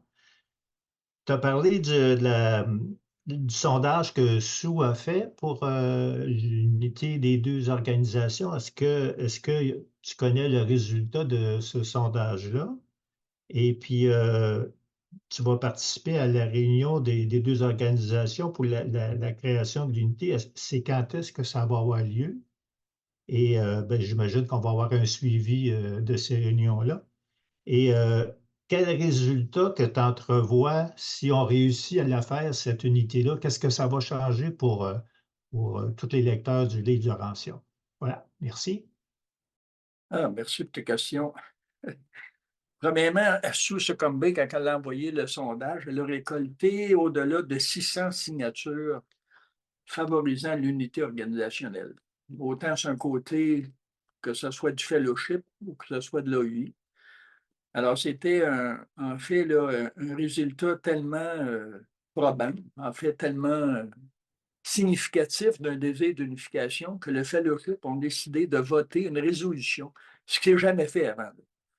Ils ont voté une résolution pour permettre à un comité d'être formé et d'explorer avec l'OUI comment on peut créer l'unité des deux organisations. Chose qui n'a jamais été faite. On s'est déjà réunis dans le passé, mais il n'y avait pas de résolution qui avait été donnée par le Conseil du Fellowship pour réellement en venir à explorer l'idée d'unification dans le but de la créer, cette unification-là. Alors ça, c'est une première. Deuxièmement, au Québec, c'est vrai qu'on n'a pas ressenti autant cet effet-là, et ça, c'est en majeure partie par le fait qu'on est français. Qu'on a été comme éloigné au niveau de la langue. Quand toutes les communications ont circulé, là, parce qu'il y a eu de l'information qui circulait à l'époque. Moi, je parlais anglais, donc j'ai été bénéficiaire de cette communication-là. Ça m'a beaucoup impacté. Moi, j'ai vu ça comme à l'époque, je me souviens, j'étais membre du Brotherhood, puis quand c'est arrivé, j'ai vécu ça comme un divorce. Je me suis dit, voyons, ça se peut pas. Tu sais, parce que pour moi, le mouvement Urantia, c'est un idéal de vie. Ça l'exprimait la plus haute vérité dans le monde. Et je ne pouvais pas comprendre que des individus se séparent pour des petites chicanes de clocher là, à l'intérieur du mouvement, j'en revenais pas.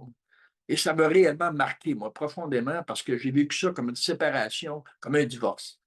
Alors, est-ce que nous, au Canada, premièrement, regardons au Canada, là, un peu à côté de chez nous, nos voisins, ça l'a impacté diamétralement de façon très importante le lectorat au Canada. En fait, dans le reste du Canada, à l'époque, avant que ça se sépare, il y avait beaucoup d'activités urantiennes, beaucoup de groupes d'études. Il y avait des conférences qui étaient organisées. C'était en croissance. Le mouvement urantien est en croissance au Canada. Et suite à cette désunification-là, pratiquement tout a tombé. Et même aujourd'hui, il n'y a pas grand-chose qui se passe au Canada anglais. On n'a jamais été capable de reconstruire, excuse ma voix, de reconstruire ce qui avait été déjà fait avant. Et aujourd'hui, en tout cas, le Canada anglais, là, il y a beaucoup de difficultés à se remettre de tous ces coups-là qui ont existé, l'acrimonie qui a existé entre deux organisations. Maintenant, la rencontre qui a lieu entre pas la fondation, mais l'Association Urantia internationale et le Fellowship, quand est-ce que ça va avoir lieu? Ça va se faire après la rencontre, la conférence, le congrès qui a lieu aux États-Unis, à Baltimore, la semaine prochaine. Après ça, il va y avoir une rencontre via Zoom. On ne peut pas se réunir tous les participants. On est 5 dans chacun des comités. 5 personnes du Fellowship, 5 personnes de l'OUI. Moi, je fais partie du comité de l'OUI. J'agis comme le président du comité. Alors, on va se réunir d'une façon première pour se présenter un à l'autre. Mais ce que nous, on va faire au niveau de l'OUI avant, j'ai une lettre que je vais envoyer dans les prochains jours. J'attends l'autorisation parce qu'il faut que ça soit voté à tous les membres de notre comité au niveau de l'EIA de faire une liste des avantages qu'on voirait à l'unification des deux organisations et les désavantages qu'on pourrait y voir. Et aussi de mettre en première pensée que cette unification-là, c'est pour le bien-être de la mission de la révélation, non pas pour les organisations. Ça, c'est bien important. Alors, il faut comprendre que les organisations, c'est une fin c'est pas une fin en soi, c'est un moyen pour atteindre une fin. Donc, si ça ne fait pas ça, ça va en prendre une autre. Et le révélateur, il faut comprendre que la révélation était placée sous le contrôle, en fait, là, des anges de la religion pour les premiers 100 ans, de décennie en décennie, et ensuite des anges du progrès. Alors, il faut penser que pour effectuer notre mission, ces anges-là, ils sont prêts à nous aider en autant qu'on s'unisse. Comme les médias se sont unis, on sait que les médias se sont unis, on sait qu'actuellement, dans le monde spirituel sur la planète, ils sont tous unis ensemble. Ils ne fonctionnent pas de façon désunie. Ce qui a créé la désunification, c'est la rébellion. Et moi, je suis certain là, que ce qui est arrivé avec le mouvement Urantia, c'est qu'il y a eu, je ne sais pas directement, là, mais il y a eu cette influence-là luciférienne, cette pensée-là qu'on a de liberté, on a le droit de tout faire. En fait, moi, je connais beaucoup des choses qui sont arrivées à l'époque. Là. Je ne veux pas commencer à rentrer là-dedans. Mais il y a décidément des influences que nous avons. Tu sais, on n'a pas besoin tout le temps du diable à côté de nous là, pour agir comme tel. Mais on a cette pensée-là qu'on peut tous faire, et surtout quand on a de l'argent. Et l'argent est un fait déterminant dans ça, puis il l'est encore en partie. Alors, il y a plusieurs obstacles à rencontrer. Alors, suite à ces rencontres-là, les premières rencontres qu'on va avoir, la première qu'on va avoir avec le fellowship va être une rencontre pour se connaître. Alors, pour partager nos buts, partager nos visions, ce que veut dire l'unité pour les deux organisations, pour qu'on sache réellement où on se tient. Et après, ça va être sur les choses qu'on est prêt à concéder. Chaque organisation a des choses qui tiennent pour important. Comme nous, dans l'AUI, on ne favorise pas, l'exemple, le channeling. On suit aussi le mandat de publication. Le fellowship, eux, ils publient un livre qui est compétiteur à la Fondation Urantia.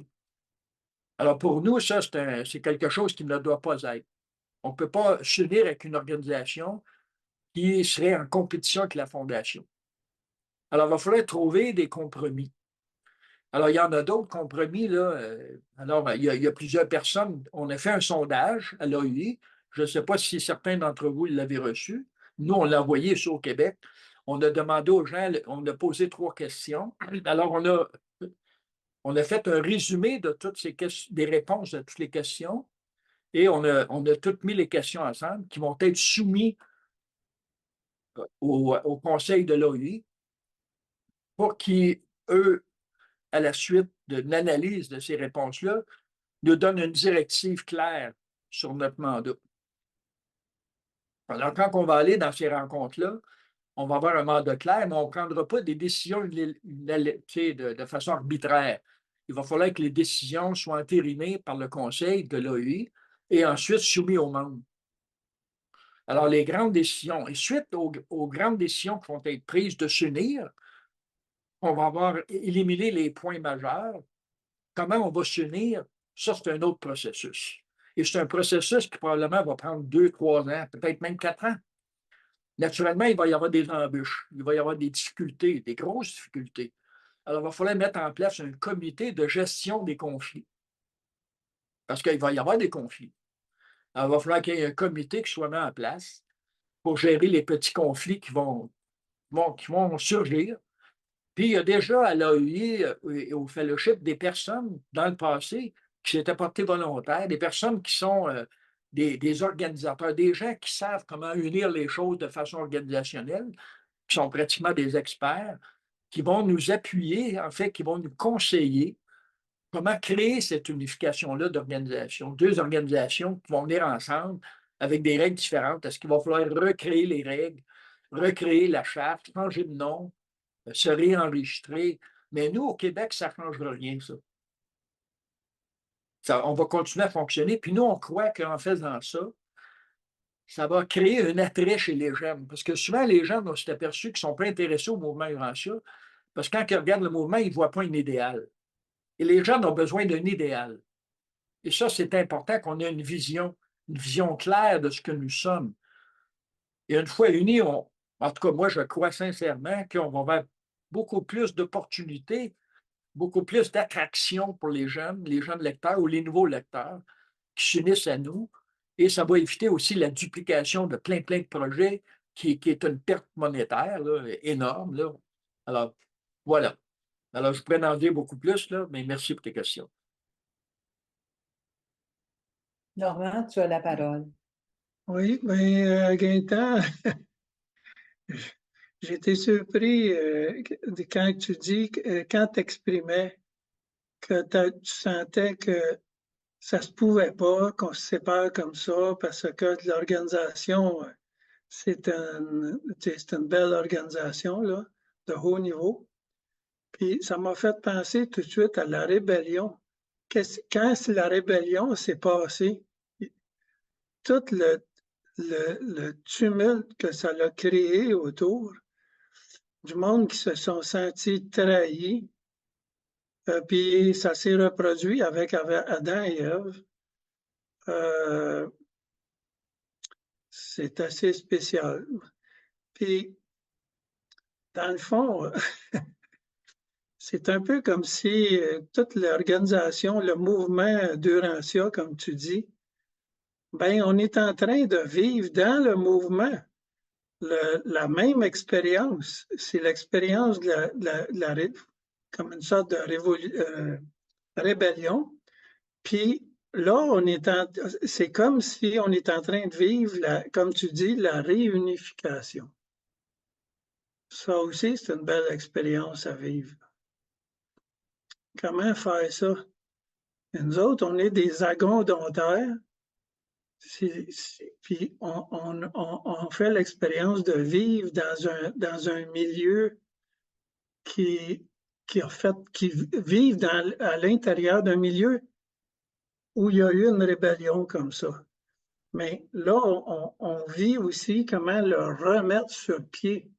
C'est intéressant, toute cette expérience-là.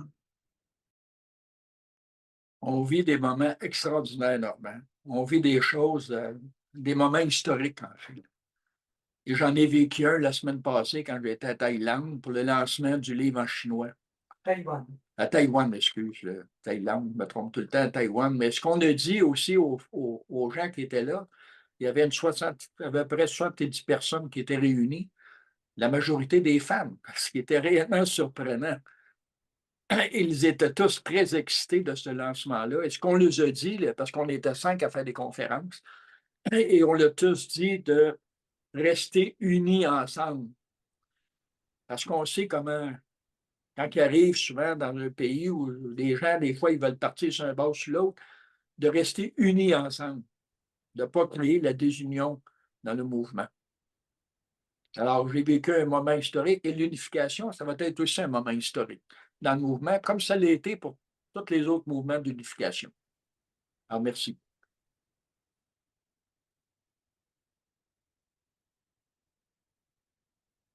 Marc, tu as la parole. Oui, alors moi, j'ai un peu, comme je pourrais dire, je trouve pas ça négatif en soi, qu'il y ait ce genre de manque d'unification. Je pense que ça, tout ce que ça dit, c'est qu'en fait, le mouvement est en train de grandir. Et comme toute entreprise ou organisation qui grandit, il y a des réajustements à faire. Ça, c'est un des réajustements que vous êtes en train de faire. Et je pense que pour que l'unification du mouvement revienne ou que les problèmes se règlent, il faut qu'il y ait de la coordination. La coordination, en voulant dire qui fait quoi exactement. Et je prends à titre d'exemple la chicane qu'il y avait eu entre la Fondation et l'association à un certain moment donné. Et la façon dont ça s'est réglé, c'est que la Fondation a eu une partie de la mission et l'association une autre partie. Et il y a une certaine coordination qui s'est faite entre ces deux organisations-là. Je pense qu'avec la Fellowship, je pense que c'est de cette organisation-là qu'on parle, là, avec qui il faut se coordonner. Ben, il faut que ces gens-là, je pense, en tout cas, aient une idée une meilleure répartition de ce qui se passe entre la Fondation, la Fellowship et l'association internationale. Et je pense qu'au fur et à mesure que le mouvement va grandir, il va y avoir de ces moments de déséquilibre où il va falloir recoordonner ou réajuster, si on veut. Pour moi, c'est pas nécessairement négatif en soi. Je pense que c'est une opportunité. Ça nous oblige à réfléchir, en fait, sur comment est-ce qu'on gère l'évolution du mouvement. C'est ce que je voulais dire. Merci, Marc. Oui, c'est vrai que c'est des changements, puis des fois, il y a des choses positives qui ressortent de tout ça. Mais dans l'histoire de cette séparation-là, il y a beaucoup de choses qui se sont passées. J'ai entendu l'histoire des deux côtés de la médaille, comme qu'on dit, de Québécois qui étaient présents lorsque c'est arrivé. Dernièrement, même, j'en parlais avec Georges Dupont, et on parlait des effets que ça a eu dans le mouvement. On parlait de comment ça s'est produit, des sentiments qui existaient à l'époque. Et lui, ça l'avait renversé. Là. Je ne suis pas le seul qui a été renversé. Il y a des gens qui ont été touchés plus que personnellement avec ça, parce que Georges Dupont était un trustee à l'époque. Alors, c'est un moment triste de l'histoire du mouvement, mais un peu comme les médias. Ils sont séparés, tu sais, à un moment donné, ils se sont réunis en une unité. Puis même quand on lit l'Illumination, on voit que, on se rappelle que les apôtres, puis en fait, Paul et Abner ne se sont pas entendus. Alors, il y a une branche qui est partie sur un côté, puis une autre branche qui est partie, la branche de Paul, puis c'est regrettable. Même les médias se posent la question. Hein. Ils se disent, on ne sait pas ce qui serait arrivé si le message de Jésus aurait été réellement endossé par Paul. Si les deux se seraient réunis réellement, s'ils auraient mis de côté leurs différences, ils auraient décidé de s'unir pour que réellement le message de Jésus soit connu du monde, comme la paternité de Dieu, la fraternité des hommes. Ils se demandent encore ce que ça aurait fait dans le monde. Parce que ça, c'était réellement le message de Jésus. Alors, nous aussi, on est là, on est porteurs d'un message. Et ce message, c'est aussi ce que Jésus il nous a annoncé. Là. On doit porter cette nouvelle-là parce qu'elle n'est pas totalement réalisée, la fraternité des hommes et la paternité de Dieu, la reconnaissance de la paternité de Dieu. Alors, c'est à nous de reformuler ce message-là, de le vivre. Et c'est un méchant défi pour nous, ce qu'on a à faire. Là.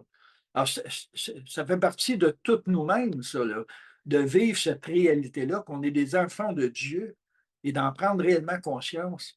Et quand on est réellement dans cette conscience-là qu'on est des enfants de Dieu, pleinement enfants de Dieu, on doit mettre de côté nos différences. On doit réellement s'unir ensemble pour effectuer la volonté de Dieu. C'est ça que moi que je vois comme idéal. Mais malheureusement, souvent, l'idée de la volonté de Dieu n'est pas comprise de la même manière par tous et chacun. Chacun interprète la volonté de Dieu de façon différente.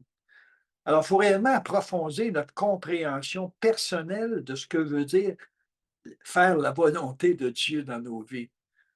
Et ça, quand on fait cette transformation-là, cet examen-là, ça nous amène à changer nos comportements. Parce que pour la connaître, la volonté de Dieu, il faut réellement être en communion avec lui. Il faut aller en prière, il faut aller en méditation, il faut être dans le service, il faut se pratiquer aussi. Alors, des associations qui sont concurrentes actuellement, on a cette difficulté-là d'harmonisation de ce que veut dire faire réellement la volonté de Dieu. Et tu sais, quand on voit qu'une organisation publie un livre qui est compétiteur ou qui publie des traductions qui vont en compétition avec la fondation, qui crée la confusion. Je pourrais vous raconter plein de choses qui se passent à propos des traductions, des multiples traductions qui ont été faites, la confusion que ça a causé dans les pays où c'est arrivé. Alors, il y a encore, dernièrement, en Corée, il existe 3 ou 4 traductions différentes. Parce que des lecteurs ont décidé que d'autres, la traduction qui est de là, n'était pas assez bonne pour eux autres. Ils en ont fait un autre. Puis on dit à la Fondation, bien, on se fout de ce que vous voulez faire. Nous, on décide d'en faire une autre. Alors là, vous imaginez le bordel que ça a créé en Corée. Hein? Alors, toute l'association qui a été créée, il y avait à peu près pas loin de 80 personnes en Corée qui étaient unies ensemble. Maintenant, il n'y en a plus d'association. Ça a complètement détruit le mouvement. Parce que là, ils chicanent à savoir laquelle qui est la meilleure. Alors là, la Fondation est allée là, actuellement, là, cette semaine, Mo Siegel et la directrice allaient rencontrer les Coréens pour savoir quelle traduction ils vont choisir d'adopter. Alors, imaginez le. Alors, voyez-vous que cette idée de différenciation, c'est un peu la pensée luciférienne, ça qui est à l'œuvre. On est victime de cette pensée-là sans s'en rendre compte. Et ça, ces points-là, là, c'est arrivé en Russie aussi. Et là, paraîtrait-il que les Chinois, il y aurait quelqu'un d'autre qui avait commencé à faire une autre traduction. Alors, imaginez. Et ça existe aussi en Amérique du Sud. Alors, ça cause beaucoup de confusion dans le mouvement. Et quand il y a de la confusion, il n'y a pas de progrès. C'est ça qu'il faut réaliser. Il faut réaliser que nous, là, quand on fait des actions, est-ce qu'on crée de la confusion? Est-ce qu'on crée de la confusion parce que c'est notre idée qui prime d'abord? Est-ce que c'est pour le bien-être de tous? C'est les questions qu'il faut se poser quand on fait des actions. Surtout quand on est au sein d'une organisation, même à l'extérieur. Qu'on dit, ah, ben moi, je crois faire ça, puis je vais faire ce que je veux. Parce que c'est ça qui arrive souvent. Parce qu'on peut. Ça ne veut pas dire parce qu'on peut, on doit. Alors, il faut demander à ce moment-là, est-ce que je fais réellement la bonne chose dans tout ce que je fais pour la promotion de la révélation? Alors, c'est des questions qu'on doit répondre. Merci. Amsata, tu as la parole. Merci, merci Lynn. D'abord, merci Gaëtan, merci et félicitations, ça faut le souligner pour ce travail. Je ne vais pas revenir sur la passion qu'on te connaît, qui colle au corps, de justement qu'il y ait cette unité spirituelle dans tout le mouvement Orientia. Si j'osais, je dirais même que ton souhait, ce serait que ce soit sur toute la planète, d'un bout à l'autre du Rancia, sur toute la planète. Autrement dit, toutes les religions, tous les hommes. Mais bon, ça laissons-le à ceux qui s'en occupent. Merci pour ton travail donc. Tout ce que tu viens de dire, à travers quelques exemples que tu nous donnes, et les derniers, Corée, Chine, Russie, nous montrent effectivement qu'il faut que ce soit les dirigeants, les lecteurs, tous ceux qui s'intéressent au livre, à cette 5e révélation, reviennent à l'orthodoxie, pour une fois. Et je vais m'expliquer pourquoi on parle d'orthodoxie. Parce qu'en fait, moi, je me souviens, pendant que tu parlais, j'avais en mémoire une interview que tu avais réalisée, toi, Gaëtan, en anglais, avec Karen Candle, qui disait effectivement, justement, qu'il y avait déjà cette distance qui avait été prise avec l'orthodoxe, c'est-à-dire le message initial, le révélateur. Et on voit pourquoi la sagesse du maître-fils qui n'a pas voulu qu'un seul humain soit mêlé à ces révélations. Tout ce que vous remettez aux hommes, ils le ramènent à eux, à leur ego. Parce que tout ce qu'on entend, c'est une question d'ego. Qu'on arrête avec des chicaneries, c'est de l'ego humain. Cet ego qui est notre plus gros problème. Cet ego qui génère cet intellectualisme, cette super-hytrophie même de notre mental, de l'intellect. Et c'est ça c'est la première chose. Pour répondre à tes deux questions, revenir à l'orthodoxie, revenir à ce que dit le mandat, ce qu'on demande aux différentes organisations de faire. Un. La deuxième, et découle de la première, d'ailleurs, où en est la cause, c'est qu'on se remémore tous comment Jésus a fait. Cette 4e partie dans le livre est très importante parce qu'elle nous permet, si on fait attention, de résoudre tous nos problèmes. Je pense qu'il l'avait prévu en amont. Revenir à sa manière de faire. Il a éduqué les apôtres et tu le disais en préambule, il leur a dit, je ne veux pas parler d'uniformité, mais d'unité. C'est-à-dire que vous soyez unis autour de ce qui fait l'essence de ce message, de cet évangile. La paternité de Dieu, la fraternité des hommes. C'est ça. Et pour cela, et tu l'as dit, et c'est important, et c'est là où on peut se poser les questions. Hein. Moi, personnellement, je me la pose par rapport, quand j'entends toutes ces histoires. Pour cela, il faut naître d'esprit. À moins de naître d'esprit, on ne peut pas, justement, vivre. Parce que cette fraternité, cette unité spirituelle dont on parle d'esprit. Si on n'est pas d'esprit, si on n'est pas dans le sein de l'esprit, on ne peut pas vivre ni expérimenter les réalités de l'esprit. Cette fraternité, hein, ce don de soi pour aimer, éduquer et servir l'autre comme Dieu l'a fait, on ne peut pas le faire. Or, c'est ce qui se passe. Ce qui se passe, il n'y a pas assez, à mon sens, d'éducation spirituelle.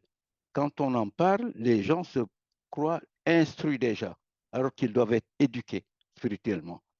C'est-à-dire être familiarisés, être en activité, en relation, vivre selon l'esprit, avoir une vie intérieure, dynamique. Et c'est ça qui va permettre justement de sortir de nous, de sortir de notre ego. Parce que les personnalités que nous avons sont des personnalités qui ne sont valables qu'en relation avec d'autres personnalités, mais pas pour un profit, une relation altruiste et désintéressée, se donner. Encore, je vais citer Jésus, donne ton âme à ton frère. Et c'est ça, le service. C'est là où il y a une relation étroite, inséparable entre cette unité spirituelle que tu appelles de toute la force de ton âme et le service. C'est le service, cette unité spirituelle, c'est servir l'autre. C'est quelqu'un l'a dit, c'est-à-dire taire son ego, se mettre à la disposition de l'autre.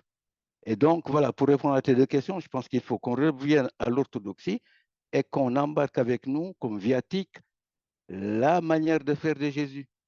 Ça va nous amener à quoi? À ce que veut l'ajusteur de pensée. On l'oublie dans l'histoire qui est en nous. Dieu lui-même en nous, c'est ce qu'il veut, cette unification de notre être. C'est-à-dire que ce corps, cet ego, soit coordonné à un mental qui se spiritualise, que l'ajusteur lui-même spiritualise. C'est ainsi que notre personnalité peut ordonner tout cela et que l'esprit nous montre la direction. Mais tant qu'on ne le fait pas, on ne veut pas, comme nous dit le révélateur, on ne peut pas vouloir à la fois partir et rester. Or, les hommes veulent s'occuper de Dieu avec les techniques d'administration humaine. Ce n'est pas possible. C'est pas possible. Donc, il faut la prière, mais il faut aussi qu'on accepte de parler de la spiritualisation des âmes. Si on ne se spiritualise pas, on ne peut pas faire ce travail. Ce travail de dissémination de ces 5e révélations, c'est un travail de nature spirituelle et d'essence spirituelle. Voilà ce que je voulais rajouter rapidement, mais te reféliciter et t'encourager à ne pas à garder ton bâton de pèlerin, parce que c'est sûr que tu le disais tout à l'heure, tu parlais des séraphins à qui on a confié la prospérité du livre, tu parlais de la fraternité des médias unis du Ramsia. Nul doute qu'ils se penchent aussi sur nous, sur tous ceux qui ont la bonne volonté de faire que ceux qui sont en charge de l'administration humaine de cette 5e révélation réussissent. C'est ton combat, nul doute qu'ils te soutiennent et qu'ils continueront de te soutenir. Nous allons prier pour cela. Merci beaucoup encore, Gaëtan. Merci, M. Chata. Tu as très bien synthétisé ma pensée. Merci. Alors, on prend comme un dernier intervenant, Maurice, tu vas clore cette rencontre. Ben, sais-tu qu'on pourrait prendre exemple sur les médians, puis s'appeler les Urantiens unis? Il y a des gens qui y pensent déjà, Maurice. Il y a des gens qui réfléchissent à ça, quel nom on devrait prendre. J'aimerais ça quand même vous laisser sur une demande de prier pour l'unité. C'est tellement important. C'est tellement important pour la révélation, pas pour les organisations, mais pour la révélation, qu'on soit unis tous ensemble dans un même but, faire connaître la vérité au monde autour de nous, faire connaître le livre, les enseignements, et de la meilleure façon possible, tout en vivant nous-mêmes les enseignements. J'aimerais peut-être vous partager une dernière chose, partager une prière que j'ai pris ici et là des mots, puis j'en ai rajouté d'autres. Et peut-être qu'on pourrait terminer en lisant ensemble cette prière. Je vais vous la partager. Vous voyez tous cette prière? Oui. Alors, c'est cher Père Céleste, avec des cœurs remplis de gratitude. Nous élevons nos voix en louange et en action de grâce pour les nombreuses bénédictions que nous a accordées. Nous cherchons humblement à atteindre l'unité spirituelle, aspirant à incarner et à diffuser les enseignements de l'Esprit en parfaite harmonie avec le plan divin de Michael. Accorde-nous l'encouragement et la force nécessaires pour fortifier notre foi.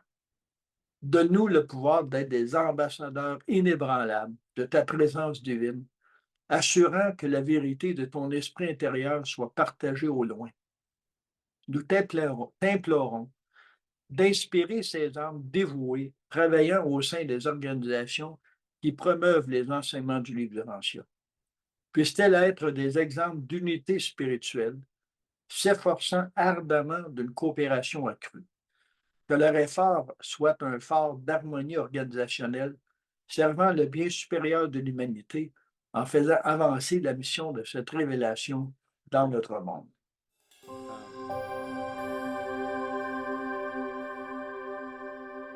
Amen.